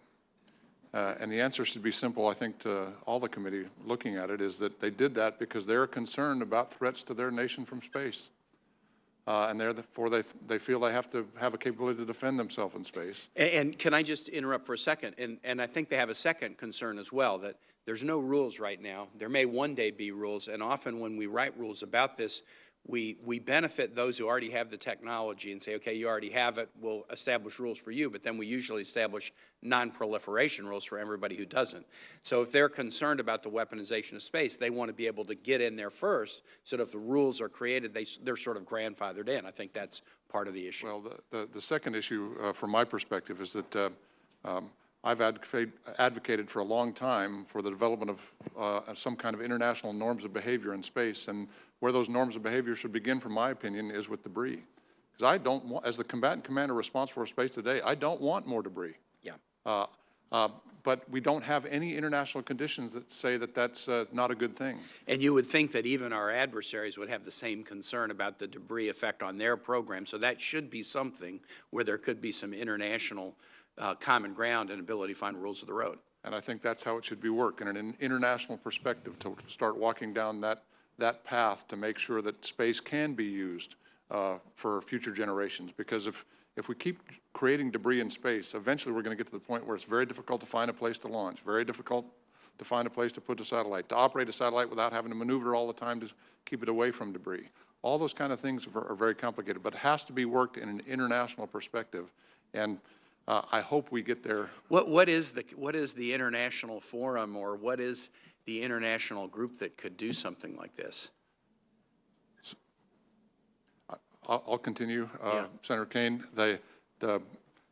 The place where that's debated now is in the United Nations in a Committee on Peaceful Uses of Outer Space. That's where that is debated mostly. And the United Nations is a good place, but I would like to think the United States could take a leadership role in that, working with our allies to define what we believe is the proper norms of behavior in space, and then bring that into the broader international community. It's very difficult if you try to work something like this in the broad context, and that's clearly a State Department-led function. Others in the government will lead that, but from a military perspective, it's important, I think, that we have those structures. I mean, there is some concern that adversaries create debris intentionally, too. If they create debris fields, that can then, prohibit access to portions of space. One of the most scintillating federal publications is NASA's Debris Quarterly, but NASA has an office whose job is to monitor debris so that those of us putting up satellites so we can get Sirius in our car are not going to be affected by that. I mean, so this is an issue that really needs some rules. I think, Secretary Shanahan, you were about to say something. Yeah, I was just going to maybe add on to your comment when you said, what are some of the areas that we should be spending more time as a committee or a body. Space is clearly one. Cyber is another one of those domains that needs a better rule set. AI and autonomy, all these new technologies are going to unlock enormous, very positive capabilities, but there's also a downside, and we need to really be investing time to think about those so we can, to the earlier point, set some rules or establish some norms so that someone doesn't take an advantage or, leverage. I hope we will play a leadership role in that. I think treaties have kind of gone out of fashion in the Senate. We don't ratify treaties much anymore, but treaties are necessary. I mean, the notion that we could just have our own set of rules and a treaty is a bad thing because it involves some incursion into sovereignty. If we don't have some rules about space, it's going to affect our ability. We create a Space Force like that, and it's perfect, but we find a lot of the domain is a domain that we really can't adequately invest in because of debris fields or other things. It's going to be to our detriment. Very helpful. Thank you, Mr. Chair. Thank you, Mr. Chairman, and I appreciate the witnesses testifying today. I also appreciate from the President and the Secretary and Chairman the $750 billion DOD request. I hope we can move on that and appreciate the President putting this idea forward. You can tell that we're all wrestling with it. We're kind of struggling with it. To be honest, it's pretty clear that watching some of your evolutions that you've struggled with it as well and wrestled with it, and I think that's okay. That's what this committee is supposed to be trying to address. General Dunford, your statement on the fact that reform usually comes after some kind of disaster, and we can try to be preemptive or in front of this, actually, I think is a very powerful one. And General Hyten, I think what you're talking about, saying this is going to happen at some time in the future, I think you're probably right about that. My questions actually relate to this issue of timing. And let me give you a concern that I have. It relates to readiness of the entire force. So I commend all of you and everybody else at the Pentagon for working on this readiness. A lot of people forget 2010 to 2016, the Department of Defense budget was cut by 25%, an amount that was almost close to $540 billion, which is an entire DOD budget year. And we all know that readiness plummeted. I chair the subcommittee on readiness, and I've held numerous hearings, and readiness in the force plummeted, period. And what we've all been trying to do, and I commend you and the President and everybody else in this committee and the Chairman, ranking member, is get the readiness of our 5 current services back up to the level that the American people expect from all of us and from all of you. That is a hugely important mission. And here's been one of my overriding concerns with regard to the Space Force. Not that it is not important, not that it might not even be a good idea, but I'm concerned that is it prudent to take on what would be a fairly disruptive element of a new aspect of the services in the United States military when the current 5 services, let's face it, are not up to the level of readiness that they need to be. Do any of you think that we are at the level of readiness that we should be right now? General Dunford? General, I'll start. No, and as you know, So isn't that a concern then? I mean, I know you think we can walk and chew gum, but shouldn't we try to get to the level of readiness that we all really think we need and then turn to this? Let me tell you how I think about this. I don't look at it's either space or readiness. I actually look at making sure that we have a singular focus on the interdependencies of the joint force on space as a readiness issue. We can generate all of the squadron and battalion readiness we want, and if we're not capable of defending ourselves in space and taking full advantage of space from a command and control and intelligence, surveillance, reconnaissance perspective, precision munitions, timing of our systems, if we can't take full advantage of that and we can't protect ourselves in space, battalion and squadron readiness will amount to naught. And so I view this issue actually from my perspective, which is why my evolution on the issue has taken the direction it has, is I actually now have come to much better appreciate as a result of our analytic work the interdependencies on space and the fact that this whole issue of Space Force really is, in my judgment, related to readiness. So in your professional judgment, which I respect immensely, you do not think this is going to take away what I believe is the most important mission everybody here should be doing, is getting our 5 current services back up to the readiness that are demanded by the American people. This is, in my judgment, a joint war, whatever direction the committee decides to go, this should be addressed as a joint warfighting readiness issue. That's what it is. It's not an organizational issue. It's a joint warfighting readiness issue. Let me be a little bit more specific as it relates to a readiness concern. This committee and all of you have made, all of us together, significant progress with regard to building up our nation's missile defense. And Mr. Secretary, you recently said in testimony that was vital. I agree with that. I think the whole committee does. It's been very bipartisan. One of the elements, General Hyten, you have mentioned that's actually critical to our nation's missile defense is having and deploying as soon as possible space-based sensors that can look at both hypersonics and the ballistic missile threats coming to our nation. I think it's your number one unfunded requirement that you've mentioned that. Again, I think the committee agrees that that's critical. My understanding is that the space sensor layer system is being shifted from MDA, the Missile Defense Agency, to the Space Development Agency, which hasn't even been stood up yet. General Hyten, doesn't something like that almost automatically, in your mind, indicate that we're going to have a delay in deploying a space-based sensor system, which you and others and we all agree is critical to missile defense, when you're taking it out of the Missile Defense Agency into a new agency that hasn't even been stood up yet? How can that help with regard to readiness on missile defense? I'm very concerned about that topic. So I think there's a number of interesting observations. I would say that the secretaries to my right will probably have an interesting perspective on where they live. Where I live as a combatant commander, I have a requirement for a space sensor layer that will see the threats that will enable our deterrent and enable our defense. How quickly can we deploy that? That's the question, and we need that by the mid-2020s. That's what the threat requirements are showing us, and therefore we have to go fast in order to do that. I've testified in front of this committee before for that issue. We've pushed that. There's so many people that are involved in space now, it makes it difficult. So it was going to be SMC, then the Missile Defense Agency. The Space Development Agency is focused on that. The structure that needs to be, and the Space Development Agency is supposed to look at evolutionary, or revolutionary, not evolutionary concepts. This is a good place for them to do that. They have the right ability to go fast. But the key from a combatant commander perspective is that's my requirement. I need that requirement, and we need it filled by the middle of the next decade. Thank you, Mr. Chairman. As I understand it, under its current organization, the Air Force does not have a good track record of being able to effectively manage the prioritization of its missions in both air and space.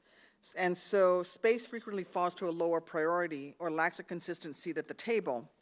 I contrast this with the U.S. Navy, which has successfully managed to prioritize its own air, surface, and submarine missions to include the establishment of separate training, acquisitions, and doctrinal development centers across these very different domains. Why has this been such a problem for the Air Force under its current structure, and what role does a new U.S. Space Command play in helping prioritize space across departments, and how does that differ or duplicate the intent of the proposed Space Force? Madam Secretary or General, do you want to address that? Happy to. Senator, the biggest shift that we are seeing is the shift from an uncontested domain to a contested domain. Over the last 3 years, including the budget that you have before you, the president's budget has included double-digit percentage increases in the budget that are driven by an analysis of the threat, the strategy to meet that threat, the concepts of operations, and the programs to support it.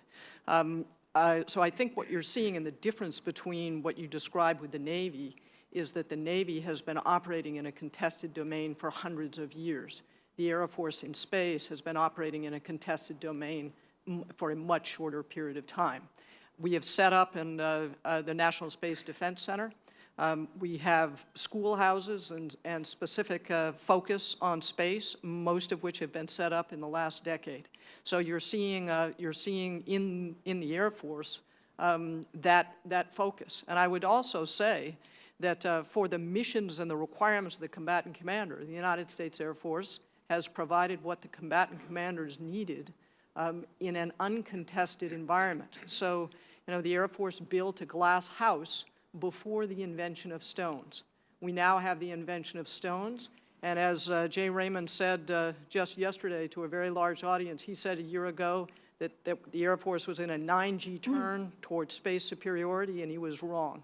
It's a 12G turn. And so I'm proud of the force that we're presenting. So how will the U.S. Space Command help prioritize across departments, and will it? And how does that differ from intent or duplication in terms of the proposed Space Force? I mean, you got this very complex system. You're saying you're standing up a new training, and do you think you're capable, will be just as capable in the Air Force to doing multiple things at once the way the Navy can do it? So how does this differ between, Space Command and Space Force? Senator, I was trying to explain why I thought the Navy structures were different from the way the Air Force evolved with respect to space. But in the proposal that's before you, one of the elements that's before you, in addition to, there's the additive personnel that's in the proposal. Some of it is to support the 4-star who will be a member of the Joint Chiefs. The other large number of people is to set up a training and doctrine center specifically focused on the challenges of space as a contested domain. So then the Air Force will send your people to their training programs? Is that what you're saying, or how does that work? That training and doctrine center would be primarily for members of the Space Force and other officers to get joint experience, and honestly also our allied officers. The Air Force has already opened up its Space 100, 200, and 300 programs to our allied officers, and we have opened up and created a combined Space Operations Center this last year that includes our allies in California. Okay, thank you. I also serve in the Committee on Commerce, Science, and Transportation, so I want to talk a bit about the intersection of military and commercial space assets. As you're all aware, this is an area where we don't yet widely have accepted norms, and we've had that discussion here today already. The multi-pronged proposal we have here would likely increase complications even further. In the realm of great power competition, we see countries like China who are rapidly expanding their space presence, but they don't have issues of deconfliction because their military and commercial assets are intermingled and they operate almost as a single unit. So how does DOD and the proposed Space Force plan to work with other federal agencies and our commercial sector to deconflict with these issues before and while they are arising? Sir, let me take that one on. The Space Development Agency in its design is intended to do undertake 4 different activities. The first is consolidation, so that we can take all the requirements of the department, and then to do fundamental systems engineering so that we can take advantage of a space ecosystem. So everything from launch to sustainment, and then by design tap into the commercial space industry where significant innovation has occurred. But for us to actually be able to incorporate that technology, we have to accommodate or make corrections to our acquisition system. Our rules and regulations won't allow us to leverage that new innovation. And the Space Development Agency, which is modeled after the Missile Defense Agency, allows us to be able to take advantage of all of those things. And I think that's what allow us to be able to develop capability more quickly and at a lower cost. But I'm also concerned about security, and how do you force the civilians to work closely with you in security and share information? You've got people selling tickets for tourism into space, for crying out loud. Yeah. How do you deconflict that? Whereas the Chinese don't have these problems because they have total control over their commercial sector. I mean, we have procedures, protocols. We've worked with commercial segments. We have a long history of doing that. That's really the intent of standing up an organization like this, so we can really leverage that commercial space. I'd love to explore this further, but I'm out of time. Thank you, Mr. Chairman. Thank you. Senator Tillis. Thank you, Mr. Chairman. Thank you all for being here. I want to talk more about organizational transition. I think the president was right to make this a target that we need to achieve. So to me, it's not a matter of whether we should do it, it's how we should do it and when we should do it. Secretary Shanahan or Secretary Wilson, a part of what I'm trying to do is when you stand up the force, a part of what you're doing is realigning current operations into a more cohesive unit. And so if you're looking at the end state of a Space Force, have you done the analysis to determine how much of that is just realigning existing commands, training and doctrine center? In other words, if I'm building a new enterprise, how much of the current enterprise is simply being realigned, and then what is the net new? And what I'm specifically talking about is the underlying cost associated with that, because in reality, you're not going to get a whole lot more money. And so you're going to have to build, you're going to have to create this force within current spending run rates for the most part. And so I'm trying to figure out, when General Hyten rightly suggests that there's a capability he needs by the mid-20s, what potentially shifts to the right after we've already quantified that net incremental cost just for the overall structure of a separate force?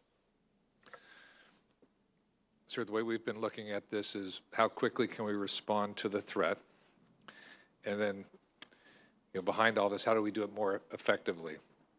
Standing up the Space Command is not a incrementally large change in cost. So I would argue it's not really moving lines and boxes. It's eliminating overhead and competing priorities. So 100% of the time, the Space Commander can focus on the new mission. It's not about just getting separation from STRATCOM. It's 100% focused on the new mission, which is contested space, and the authorities, the rules of engagement, and the TTPs, and the technology to support that. The other piece of this was, and this is where the real value is created in the Space Development Agency, for incremental capability that we're going to deploy, given that, and I'll use Secretary Wilson's metaphor, given that we've been designing glass houses, how do we quickly transition so we're no longer building glass houses? That's the race. It's really not about reorganizing for people and professional development. We can pace that based on how much change and cost we want to absorb. But the race to get out of building glass houses is where we've looked at consolidation. How do we go from 10 people attempting to get out of that operation to one, and then leveraging the infrastructure, because we duplicate. And so, right. I think this could represent an opportunity for driving out efficiencies, and come to find out that maybe there's a way to do this without any net incremental cost. But if you don't get that right, then you say the good news is we have a very clear vision for a Space Force. The bad news is we need net incremental money that we don't have today. And then the bad news we're likely to give you is we don't have any more money, so what are you not going to do? So that's really my focus. Secretary Wilson.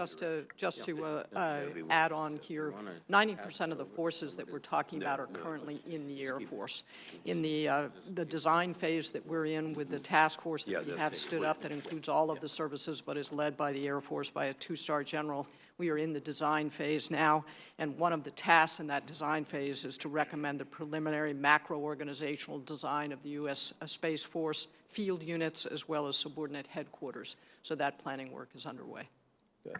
General Hyten, do you have anything to add to that? I think it's just important to emphasize that the Space Force that is in our proposed legislation is under the Air Force. Right. So if the Space Force existed today, I would be sitting next to the Service Secretary responsible for space. That decision by the President and Vice President to put the Space Force under the Air Force was the big driver for me, because that will allow us to drive efficiencies and fix problems and not focus on what is the song, what is the recruiting structure, what is the personnel structure, what is the basing structure. When I saw that proposal, I felt a lot more comfortable with the organizational concept. So, that's why I said I don't think it's a matter, to the points that General Dunford made in his opening comments, I don't think it's a matter of whether or not we need this focus. It's just the organizational construct. And I think that what's been laid out to this point is a good one. The last thing I'll leave you with, because I want to end on time in deference to my colleagues, is that I still, while we're taking a look at this organizational evolution, I still think that we need a lot of work done on the overall organizational evolution of these operations that are now embedded within the service lines that we should really take a look at to drive efficiencies. Has nothing to do with the Space Command, but there's one best practice for acquisition. There's one best practice for a lot of these operations that are now siloed. And my guess is if you did that, you'd free up a lot of resources within the current spending levels that could actually be made to accelerate a lot of the things that I know are your top priorities. So that's something I look forward to speaking with y'all when we can do it on a more meaningful basis back over at the Pentagon. So thank you all for being here. Thank you for your service. Thank you, Senator Tillis. Senator Manchin's recognize Senator Reid presiding. Thank you, Mr. Chairman. Mr. Chairman. Thank you all again for being here, and I'm sorry I've been running back and forth to committee meetings. I do have a few. In the proposal, this could be to anybody that would want to answer. In the proposal delivered to Congress, there's a little reference to the reserve component, other than to say that it will be part of the 15,000 people in the Space Force.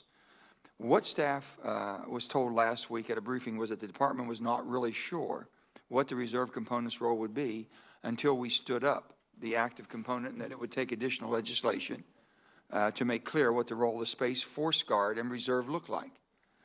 If we vote on this Space Force later this year, or in spring, early summer, whenever, I'm being asked by the department to vote on a proposal that does not have a real plan for our National Guard or Reserve, which is a big constituency base of mine. So my question would be, if total force is going to be as important to the Space Force as it is to other branches, isn't it important that we think critically about the reserve components? Senator, it's impossible for me to imagine a Space Force without a reserve component. Because there's no plans. I'm saying you're moving without that in part of your plan right now as we see it. I'm very happy to work with you to make that more specific. You all do have it. You get more specific with that? I think we're happy to work with you on that. There are within the Air Force some particularly Guard units that have space. Very much so. I know that. But I'm saying if you have something, we haven't seen it yet. I'm sorry, but if you could share that with us, it would be very helpful. I can relieve a lot of tension. Yes, sir, General. Senator, if I could just talk about where I think we are. So there's a number of issues. I've looked through this and had some of the same concerns you have. There's a number of issues unresolved, and the real question before the committee is, do we stand up the organization and get that four-star leader singularly focused on what the right organizational construct is, or do we wait for the perfect organizational construct to stand it up? And where I fell was to move out and refine as we go, and the committee will have plenty of time to provide oversight. So the initial first step to take in this next fiscal year would be stand up the organization, get the leadership in place, and then begin to address these very important issues, one of which you raised. Okay. Let me go a little bit further. You talk about the culture. This whole new Space Force is of a culture, right? And you want to diversify it. Well, I can tell you, the Army has a certain culture. The Marines definitely have a certain, they're in first. They're going with the guns and blazing. The Air Force, basically, the culture has always been the same. This is where the space professionals have come from. This has basically been your bailiwick. How are you going to change that culture when everyone's still going to come from the Air Force? Or what culture do you think to diversify? Senator, our focus on changing culture is to shift from providing a service to the other combatant commanders with almost like a utility to a warfighting ethos.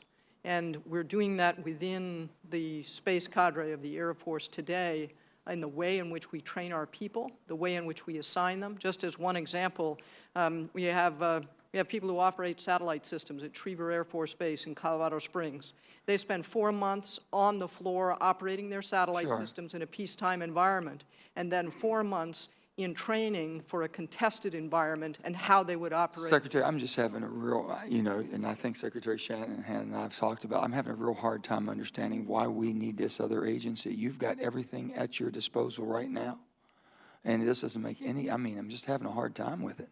I'm trying to understand it and Secretary was very patient with me trying to explain it. But you've got, if I had everything you all have at your disposal right now, and the Air Force has that expertise, and there's some flaws in it, and you want more attention to it, we'll give you what you need. This doesn't make any sense to me at all. I'm sorry. Secretary, I know you. You want to take another shot at me? No, I'm happy to take another shot at it. That's why we're here, I think. Go ahead and give me your spiel again, because they might want to hear why you think we need this other agency. Yeah.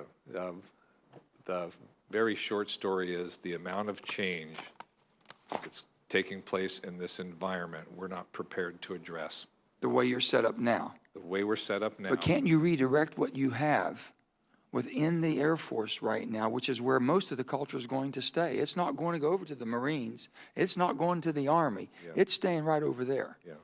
Yeah. So most of this is really within the Air Force, and as Senator Tillis was talking about restructuring, this is a fundamental shift that now treats space as a domain. So the culture is changed because the mission has changed. Okay. The leadership will change. The prioritization of the resources will change, and then our approach to developing capability will change. I got you. Let me just, if I can lead into this, back to Secretary Wilson.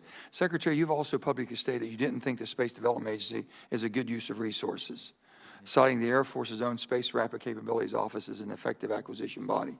Can you elaborate on why you think our money and effort is better invested in processes and organizations that already exist, which is the point I'm trying to make? Senator, the Space Development Agency is not part of the President's proposal or the legislation in front of you. And the first project that this agency is apparently going to take on is actually funded by the Air Force and is in our budget. It's how do we use low Earth orbit commercially based satellite constellations. Mm-hmm. It's in our budget at $140 million over 5 years and is intended to be. It's in your purview also. I mean, that's part of your bailiwick. That is, and it's, we propose to do it with DARPA. The question is how best to buy them and whether we need a new agency to do so. Do we need a new agency just to get in a lower orbit? I think so. Are we justifying a new agency just to get in a lower orbit? Senator, it's what I'm saying here is not new. My memorandum to the Secretary on this subject has been reported on publicly, and I did not support it. Thank you, Madam Chair. On behalf of Chairman Inhofe, Senator Kramer. Thank you, Mr. Chairman. Thanks to all of you for being here. And I've only been in the Senate for, well, less than 4 months, but this is the most fascinating 2 hours so far. So thank you all for being as prepared as you are. I'm going to summarize a few things I've heard this morning before I run out of time to do that, and then ask some questions. General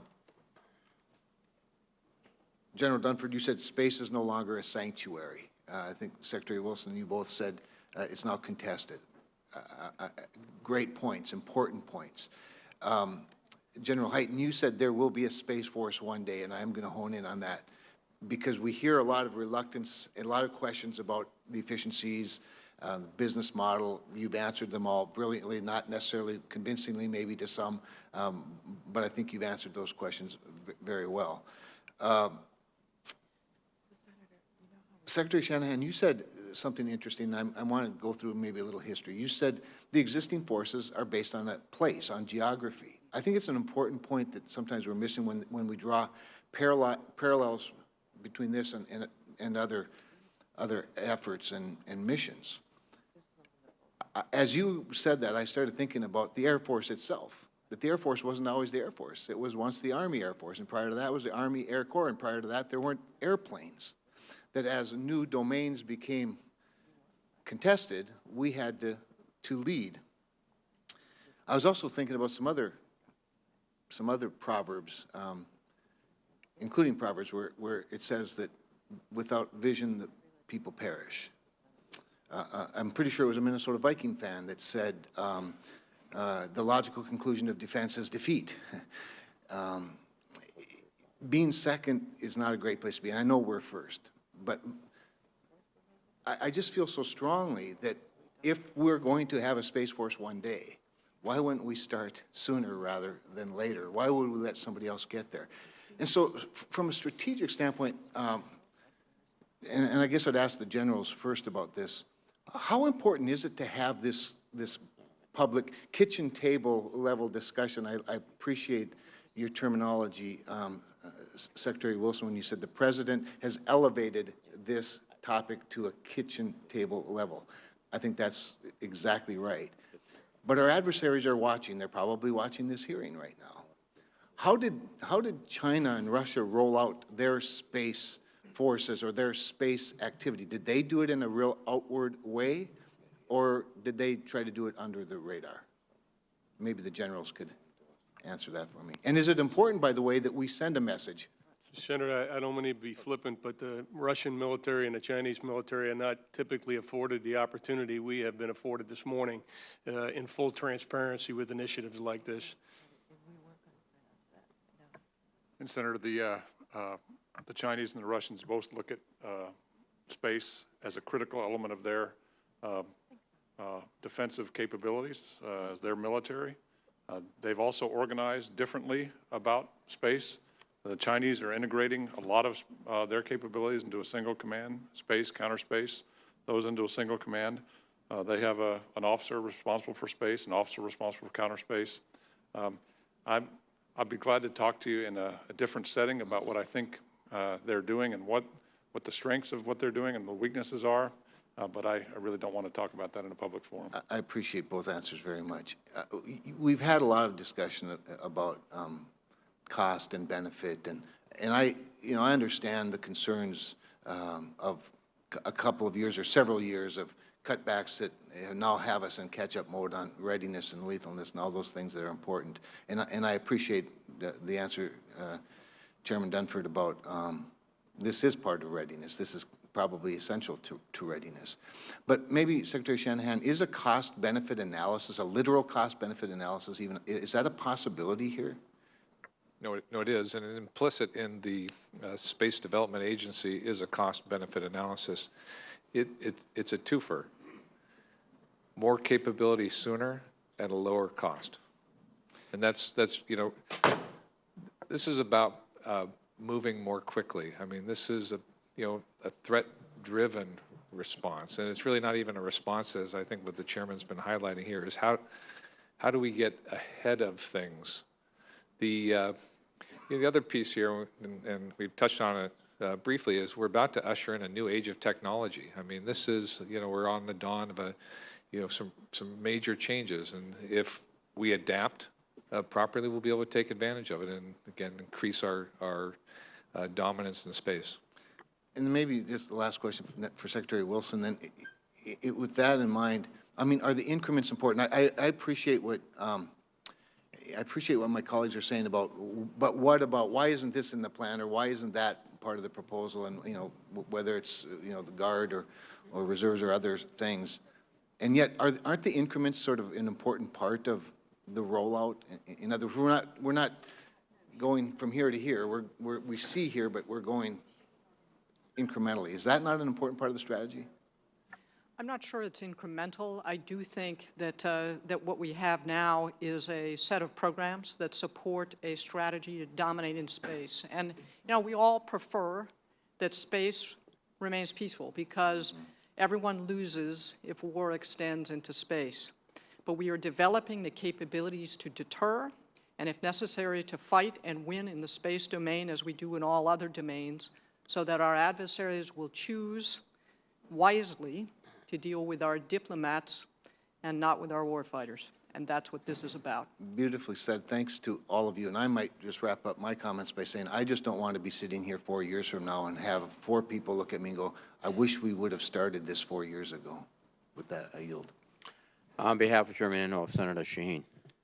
Thank you, Mr. Chairman, and thank you all very much for being here and for your responses. I totally agree with everything that you all said in your opening statements about the importance of space, the competition for space that we have entered into, space as the next potential battleground. I may even be convinced in the future that we need a new space command, and I do appreciate President Trump's focusing on space. I just have questions based on what I've heard and what I understand, and maybe I need to know more, that we have not gotten there in terms of the planning and the commitment, and that rather than spending a lot of time debating and questioning which direction we're going to go, we'd be better to continue to work on that and focus on what we need to immediately to address the challenges that we're facing. So let me begin with that and ask, I share Senator Manchin's concern about the failure to address Guard and Reserve as part of any planning for a new Space Command. It's a question, as you all alluded to, I guess it was you, General Dunford, that our Secretary Wilson, that many of our National Guard folks are already doing work in space, and so I think they have a question about what their future role might be in any new Space Command. So I think answering those questions is going to be very important in order to ensure that there is support from states who control the Guard. But I want to go on to the whole civilian side of this question, because as I understand, as space activity increases, as our ability to detect debris improves, and right now my understanding is that DOD tracks more than 20,000 objects in space, and that number continues to grow, and that we are making investments in situational awareness in space. I had the opportunity to see some of that recently, to try and track some of that space debris, and that the space policy directive of this administration contemplates a larger role for the Department of Commerce in space situational awareness and space traffic management. We just had a hearing with the Commerce Committee last week where they were talking about reorganizing all of the space elements in the Department of Commerce into the Office of the Secretary. So I'm trying to figure out which functions would actually go to Commerce and which would stay in DOD, and how that responsibility gets sorted out. Senator, I think I can take that one. The Air Force has really, since the late 1950s, taken on the responsibility of warning people when a piece of debris might hit their satellite. We do that out of Vandenberg Air Force Base in California. You're right that we currently track about 24,000 pieces of debris that are larger than 10 centimeters, and we provide that information to every country in the world. We are also expanding our ability to know what is going on in space. This year, we will go operational with something called the Space Fence out of Kwajalein, which is a space-facing radar, and we will increase the number of pieces of debris that we're tracking to probably over 100,000 with that space fence, and it'll go out to geosynchronous orbit. The shift to the Commerce Department is that they will take over the responsibility of telling commercial companies and deconfliction and those things, and we're working very closely with them. We're happy to transition that responsibility of working on commercial space, on space traffic management, to the Commerce Department. They have had people out working alongside our folks at Vandenberg on how that would probably work. As the military service, obviously we would continue to have space situational awareness and collect the data. We would feed that over likely to the Commerce Department, who would combine it with other sources of data and work with industry. And would that be the plan in any new Space Command that's operational? The concept is that Vandenberg would be part of the Space Force, and the Combined Space Operations Center there is where we have all of the services as well as our allies and partners that track space debris. But we would continue to shift the collection of that information to the Department of Commerce? Yes, ma'am. General Hyten. So that mission today is accomplished by airmen in the United States Air Force, but it's under my command, U.S. Strategic Command, and we provide that data, and we have today 98 space situational awareness sharing agreements with others. We have to do that because we want to be able to operate safely in space, but it's not a military mission. That's a civil mission, and the Department of Commerce is just taking over that civil responsibility so we can focus on the warfighting market. But I met with Secretary Ross this week. He's not going to try to build all of the data and the sensors that we have in order to do that. He'll take our sensors and all our data, and he will just become the face to the commercial sector and the face of the world, so the military doesn't have to do that. But that function that's in STRATCOM will transition to the SpaceCom. And so will the personnel who are currently working at STRATCOM transition to the Department of Commerce? Is that the plan? No, ma'am, the Department of Commerce will have that front-facing piece, the airmen of the United States Air Force today that would be in the Space Force in the future, working for the Space Command. They still have to do that mission so we can do our defense of mission and our space control missions in the future. That's why we started doing that. We just fell into the space traffic management business. We do it for defense. No, I'm just concerned about the expertise that might be required in the Department of Commerce, and are they going to have to hire that new? Are they going to take it from the Air Force? We're working very close with them to understand what kind of personnel requirements they would have to have, how they would do that. In the conversations I had with Secretary Ross this week, what I pointed out is that if we do it right, most of the capabilities they need can actually be automated and acquired through commercial agreements. So they wouldn't have to have this army of people doing that. They could do it a whole lot better if we do it right from the beginning, and we're working closely with them to make sure we do it as efficiently as possible. Thank you. Thank you, Mr. Chairman. On behalf of Chairman Inhofe, Senator Blackburn, please. And thank you, Mr. Chairman. And I want to thank each of you for being here today, and I want to thank you for the time that you've spent individually with us. I may be the outlier on this panel, but I totally appreciate why you need to have a Space Force. I get it. You know, when you look at technological advancement, when you look at 5G that is coming on, you look at the cyber pressures, you look at that lower orbit component, when you look at the integration that is taking place in the new space economy, I fully understand why you need to make this a priority and why you need to focus on this, why we as a nation need to focus on this, because 21st century warfare is most likely, from what I understand, going to be a good bit different than what we have seen in times past. So I appreciate that we are putting an emphasis on this so that we're not left and caught flat-footed at some point when we need to respond. Secretary Wilson, I want to say all good wishes as you leave. It truly is an honor to have you here, and we appreciate the work you've done, whether you were wearing the uniform or in the House or here. And of course, I thoroughly enjoyed serving in the House and on Energy and Commerce with the Secretary, and I know because of that expertise, you do have an understanding of the commercial side and also of the military side. It is a unique perspective.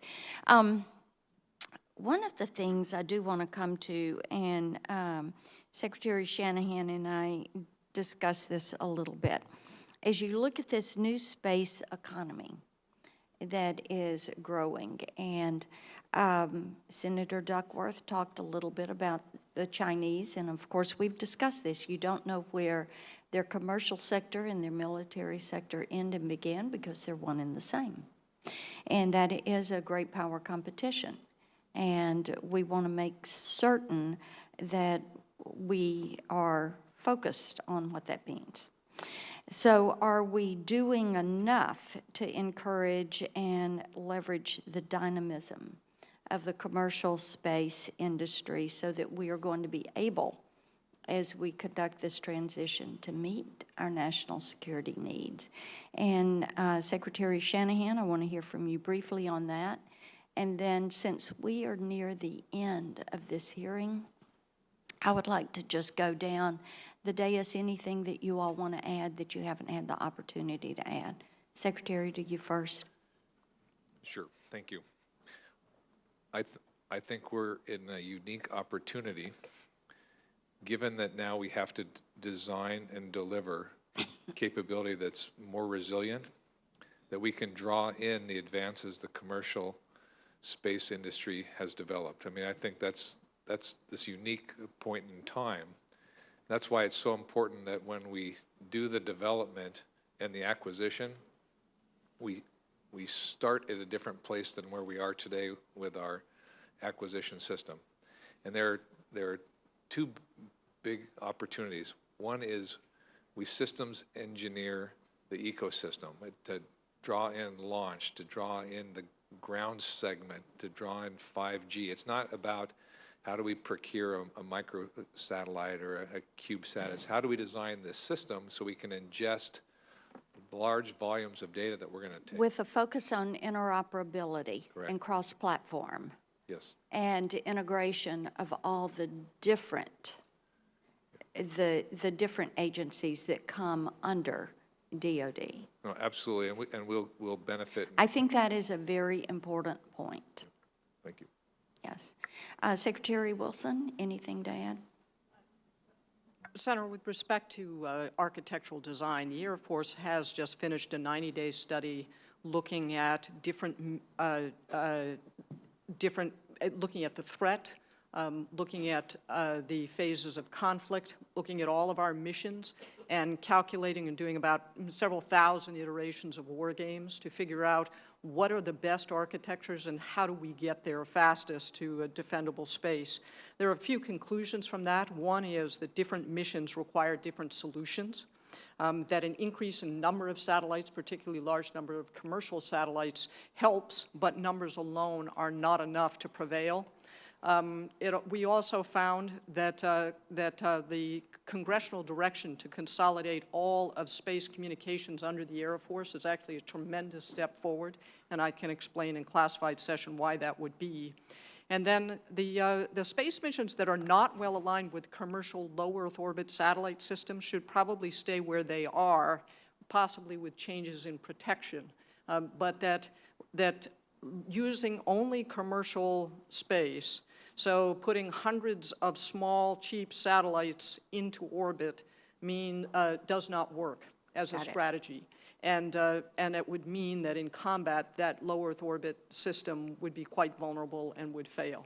So this is a complex problem. We've done some pretty good wargaming, and we will be happy to come up and brief the committee at their convenience. Appreciate it. General Hyten, anything to add? Senator, I'll just say it's all about the threat. How do we stay ahead of the threat? The threat right now, especially in China, is going much faster than we are. We have a significant advantage over them, but that's the advantage of history and what we've built over the last few years. We have to stay ahead of them, and I just thank this committee, thank the Congress for taking on the threat. When it comes right down to it, that's General what it's all Dunford? about. Senator, the only thing I'd say in the interest of time would be that, we really have two choices. Either have a bias for action now and move out and establish an organization knowing that there's many questions to be answered, or wait until we have all the questions answered before we stand up the organization.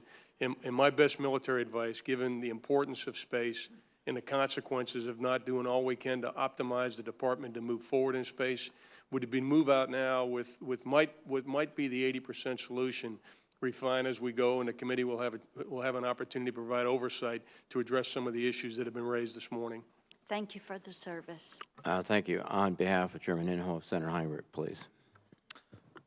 Thank you, Ranking Member Reed. I guess first I just want to say, as somebody who's ranking member right now on Strategic Forces and sits on Intel and obviously sits on this committee, and as somebody who has oftentimes fought the Pentagon over the last decade about the value of disaggregated space architecture and rapid capabilities, I really appreciate the focus we have on space right now. I think it is welcome. There are disagreements on or at least some skepticism about this construct at this point. But I think all of us can agree that this is a conversation that's been coming for a long time, and we need to have it. I want to pivot from Space Force real quick to Space Development Agency for a minute and just ask Secretary Shanahan and General Dunford. One of my concerns there is that we aren't simply shifting money and missions around to do what we're already doing at places like Space Rapid Capabilities Office, Air Force Research Labs, SMC, and some of the things that are working under the current construct. So just what assurances can you provide that we're not reinventing the wheel, but we're adding value? I think there are two domains or two capabilities that the department is going to invest in its modernization, and it has to do with command and control and communications, and then Earth observation. Each of the services has its own plan. So it's really more about the systems engineering and the architecture rather than the technology that's being developed at the RCO. We do need to, when we look across all of the labs, start to make decisions on what are the standards we want to employ. Not necessarily direct technology development, but how do we develop standards so integration becomes more seamless and less costly? Yeah, I would not disagree. And I think as we're looking at this, I think there's some real value in looking at co-locating the new SDA with some of the existing ecosystem so that we get those economies of scale. General Dunford, do you have anything to add to the Secretary's comments there? The only thing I'd say, Senator, is, I mean, this makes sense to me as an initial step, and I think the broader question you're asking about is how do we make sure that all the processes in the department are aligned? Right. And that's going to be, you know, the responsibility of all of us to ruthlessly drive alignment over time, ruthlessly drive efficiencies over time, and get this thing moving and make the refinements that I know are going to come. It's probably only one thing I'm 100% confident of as I sit here this morning, and that is 5 years from now, it's going to look slightly different than it does today, or what we propose today. Great. Secretary, I want to talk a little bit about NRO. Obviously, a lot of exposure to that on one of my other committee assignments, and they have a pretty unique role right now, both under Title 50 and under Title 10, and I think they're working well. Can you give some certainty around, is NRO in or out of the White House legislative proposal right now, and what's the logic? It's out, right. And it's not out because there aren't enormous synergies. Mm-hmm. It's really out because of organization and, you know, agreement on timing and alignment. There are a lot of details. This is General Dunford's point about, you know, how quickly can you move. We can move out on the things we can control. It doesn't mean that we couldn't move out in the integration with NRO. To your earlier point around architectures and technology, as we build out the future, we need to be provisioning with the NRO because that integration is going to take place in the future. And if we do that, it makes the integration that much easier in the future.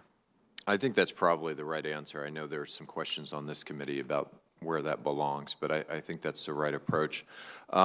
Secretary Wilson, General Hyten, I wanted to ask you, I know we talked before about the importance of leveraging small space in commercial assets, and last week you spoke about blackjack, but I'm more interested in the issue around giving small launch providers an opportunity to put some of these small sats in place.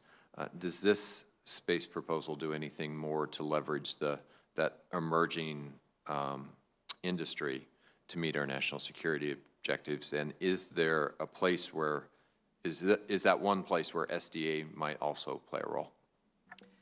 Senator, the Air Force is responsible for launch, but as you know, we don't build rockets, we buy launches. Right. The biggest challenge is on the heavy end, but on the light end, we have a variety of things that we're doing, and General Hyten may be able to add to this some, but we have contracted, for example, with Virgin Galactic to launch off of the under the wing of a 747. We are working with a number of very small, very innovative companies on different ways to launch, and launch flexibility and reconstitution from unexpected places is one of the ways in which we keep our adversaries guessing. General. And Senator, we've made a lot of progress in the last few years of taking advantage of that. I think one of the strengths of the proposal that's before you, though, is the structure we're proposing will allow us to better leverage all of the industry that this country has to offer. And we've struggled a little bit with the commercial sector in particular. We've struggled with the smaller companies figuring out how to do that. Right. The Air Force recently has made huge progress in walking down that path. I think Space Development Agency can walk down to real commercial leverage. So I think the total of this proposal really gets after a lot of the things you're talking about. Thank you. Right. Thank you. On behalf of Chairman Senator Hawley, please. Thank you, Mr. Chairman. Thank you to the witnesses for being here. Thank you for your work, your diligent work on this important proposal, on this important topic. You've nearly made it to the end here. So just 6 minutes to go. I want to ask you about a few specific challenges. We talked a lot this morning about the space domain, the importance of the space domain in general. Let me ask you about some of the challenges, as I understand them, that make the space domain important, and you can tell me if my understanding needs revision. One of the major issues, as I understand it, that makes space so important is our global C4ISR architecture that runs through space, sort of the central nervous system of the joint force. We were able to build that central nervous system in and through space in years past because it was largely uncontested space. But now, as you've said over and over today, it's contested, it's congested, it's competitive. And so our C4ISR and precision navigation timing networks are at risk. So what I want to ask you is, what are we doing to make our global C4ISR networks and our PNT networks more resilient and survivable? And how does the Space Force, how will a Space Force contribute to that? Absolutely, go ahead, General. So, Senator, I think you described the space challenge quite well. I think we have a significant element of everything that we do that goes through space. There's not a single military operation that exists on this planet that doesn't involve space some way, and the C4 network that we operate leverages space, especially because we operate away from our homeland. We operate overseas, and when you do that, you need to bring your communications, bring your ISR, bring all those capabilities with you, and a significant amount of those capabilities today come from space. And so as we look to the future, we have to make sure we protect that, and we defend that, and we can still provide those capabilities. And our adversaries have seen that too. And as they've seen that, they're developing capabilities to counter those. So we have to adjust. We have to be able to build different architectures that we can fight with more effectively, that can guarantee that capability is always there. We have to build the ability to defend ourselves and the ability to deny an adversary the use of space at a time and place of our choosing if we have to. As the Secretary discussed earlier, we don't want conflict to go into space, but if it does, we have to. And in this setting, General, can you give us some idea about what are some of the steps that we are taking now or that need to be taken to make that infrastructure, that C4 infrastructure, architecture, and our PNT architecture more resilient? I mean, what I'm driving at is, I think you could see is, what are the specific things we need to be doing to meet this very pressing challenge, and then how does that tie into this large structural change that you've been proposing here today? So the Secretary described one of the big changes is the integration of satellite communications in one place. As we move to a Space Command and a Space Force, the benefits that we'll get from that unity of effort will be we'll have one command focused on operating satellite communications, and we'll have one force looking at acquiring the capabilities we need to. And the integration of those two capabilities will allow us to better defend ourselves and operate in the future. You can apply that to position, navigation, and timing. You can apply that to overhead weather, missile warning. All the capabilities we have, you apply that same concept. And we can talk in a classified session about the specifics of what we're doing, but in broad terms, that's the structure. Madam Secretary, you wanted to add to this? Senator, before the fiscal year 19 budget that we brought up before your election, we did some work on what should our strategies be and how do we shift our programs to implement those strategies. And we did a tabletop exercise with many of the members of the committee to show what the strategies were in the program shifts. Those strategies really kind of revolve around 5 things in general. The first is to protect and defend. So defend our satellites, think chaff and flares, but other kinds of things. And it's different mission by mission. Second, be able to stop an attack. It's not good enough to stand in the ring and dodge and weave and take punches. You need to be able to swing back. Third, proliferate. Now, proliferation alone does not solve the problem, but it does complicate the problem for an adversary. Fourth, undermine the confidence of the adversary that they really understand what's going on around them. And fifth, all of this rests on a foundation of excellence in our people. So those are the 5 lines of effort, and they're all supported by programs and programmatic change that was supported by the committee in the FY19 budget. Thank you. That's very helpful.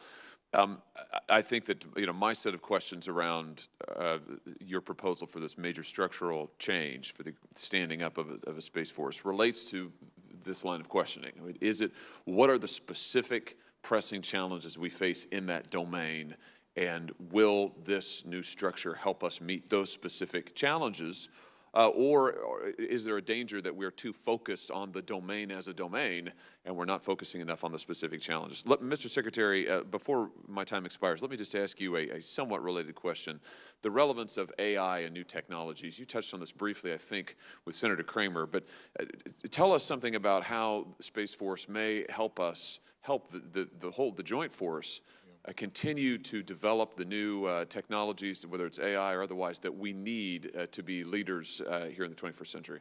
Right, so the Space Development Agency, in our modernization for the National Defense Strategy, addresses building an integrated transport layer for the Department of Defense so that we can ingest and move significant volumes of data that facilitate artificial intelligence. It's this build out of the broader infrastructure. It also includes the ground network that'll connect sensor and shooter and then all other decision makers. It's not just about closing the fire control loop, but we're trying to scale and address latency. And this is why we need fundamental systems engineering as we approach this problem set. Thank you very much. Thank you, Mr. Chairman. Thank you. On behalf of Chairman Inhofe, Senator Blumenthal, please. Thank you, Senator Reid. Thank you all for being here today, and thank you for your service. I've been in and out as I've attended other committee hearings, and I sort of feel like the most important facts for us and the American people to understand are the facts that haven't been said today. And the reason why they haven't been said is that they are largely classified. And the reason that's important is that the American people have no idea, really no idea, about the immensity of the threat in space. And I've made this comment in a classified setting, that I wish the American people could be present in this room, not this room, but the SCIF, because our adversaries know what they are doing. We know what they are doing. They know we know what they are doing, but the American people have no idea. And so this discussion and debate will have very little interest in the American public. It's carried on in a level of, forgive me, bureaucratic language that most Americans would have trouble seeing an immediacy in their daily lives. But if they were privy to what we hear, and you know it much better than we do because you live it, I think they'd be pretty alarmed. This is not by way of criticism of you, because you're living with the strictures of what is classified and not, but I think we have a real obligation to explain to the American people why space is a domain that matters, why the threats there are real and urgent, why they are growing in importance. So I think we all agree here that space is an important domain. Undersea warfare is an important domain, but we don't have a separate command for it. Cyber is an important domain, as my colleague and friend, the late John McCain, used to say. And so I found very persuasive, Secretary Wilson, what you said in July of 2017. I know it's been quoted to you before this morning, and others of you, the reasons for your opposition to that separate domain or the separate command for the space domain. But I would like to ask, in terms of the personnel issues that I think are of immediate concern to a lot of folks, this proposal would exempt Space Force civilian personnel from Title V rules and protections. It would create a new accepted service that is separate from the federal government competitive service or a senior executive service. It would create an alarming precedent, I think, that potentially could erode the merit-based civil service within the Pentagon and eliminate the rights of Space Force employees to participate in collective bargaining, for example. There's currently no civilian workforce that is statutorily exempt from collective bargaining rights. Can you tell me, Secretary Shanahan, why that is a part of your proposal? The Title V that you were referencing was based on the discussion we were having earlier around integration with the NRO. That's the model that they employ there. And as we think about the talent management practices that we'll need in the future, we wanted a provision for that. Much like in your reference to the undersea domain, our approach to systems engineering is the same as the Navy's undertaken. So there are a lot of examples that we're trying to draw from that have been successful. That was the nature of that insertion. Would there be protection for whistleblowers in the same way there is throughout the rest of the government? The baseline that we're coming off of is the existing personnel system. This was to incorporate, the ability to integrate with the NRO. So I would, I'd have to go back, sir, I'd have to go back and confirm that for you. But if you would, that would be appreciated. You bet. Because based on this proposal, the Secretary of Defense could terminate any Space Force employee, quote, in the interests of the United States, end quote, and as drafted it says notwithstanding any other law, which leads me to think that they would be exempted from a lot of other protections of law and could simply be dismissed whenever you determine it's in the interests of the United States. Yeah, let me go back and confirm that that's not our interpretation. My time has expired. Thank you, Mr. Chairman, but I think there are essentially, and I have a lot more, and I'm going to submit them for the record, a lot more questions than answers here. And as others have remarked, each of you has raised objections or reservations or questions in the past, the very recent past, about this idea, which I'm not sure have been fully addressed here. Thank you. Thank you. On behalf of Chairman Inhofe, Senator Warren, please. Thank you, Mr. Chairman. So we're here today to examine a proposal to set up a Space Force within the Air Force. And before we haul off and authorize spending billions of dollars on this, I just want to ask a couple of questions about what problem this Space Force is supposed to solve. So let me start with you, Chairman Dunford. Is it correct to say that the Department of Defense has proposed a Space Force because the U.S. is at risk of losing its competitive advantage in space, and our space assets, including critical satellites, are becoming increasingly vulnerable? Is that a fair statement? That is a fair statement, Senator. And just a quick caveat based on your opening comment. And the organization that we have today is an organization that we built when space was not. No, I understand that. I understand that. So I want to think about, though, what the basis of the problem is then. A 2016 GAO report that examined our existing space acquisition programs noted, quote, "We and others have reported for over 2 decades that fragmentation and overlap have contributed to program delays and cancellations, cost increases, and inefficient operations," end quote.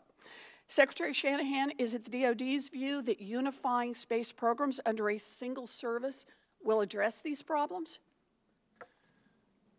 Senator, unifying and aligning certain programs under the Space Development Agency will address that problem that you spoke to. So you say the problems of delays and cancellations, cost increases, and inefficient operations will be solved if there is a separate branch of the military, but still under the command of the Air Force. You know, this is particularly surprising to me, since the proposal to leave the Space Force headquartered under the Air Force would still leave exactly one person responsible for acquiring hardware for both the Space Force and the Air Force. So it's not clear to me how this solves anything. In fact, it's hard to see how that person would be able to balance the competing needs of both services without a massive increase in overall spending. So, Secretary Shanahan, let me ask, obviously DOD has not been able to solve the problems identified by the GAO over the last 20 years. Why do you think another layer of bureaucracy will suddenly solve this problem? Well, I think the department solved a lot of problems. I think we can point to a lot of programs where inefficiencies, delays in decisions, redundancies, overlaps have been corrected. I think there's a... I'm sorry, the report is from 2016 from the GAO saying you have not solved these problems. And all I'm arguing is we've made lots of improvements, and we can point to... And how is having one person, as you have now, in charge of the acquisitions for these two programs, Space Program and the Air Force, how's that going to solve the problems that were identified by the GAO? Well, specifically, there are a set of fragmented programs today that will be consolidated, and they'll allow us to get at many of the issues identified in the GAO report. There's just one person in charge right now. And you still haven't fixed this problem. No, this isn't about one person. This is about an organization that has certain capabilities and decision rights. Well, look, I understand that DOD says that unifying space acquisitions is going to help improve outcomes, but I'm concerned that it won't, because program delays and cancellations, cost increases, and inefficient operations are the rule, not the exception. And the entire defense acquisition system already has this problem, and nothing in this proposal makes it any better. You know, none of the ideas I've heard today clearly spell out how a Space Force leads to improved security in space.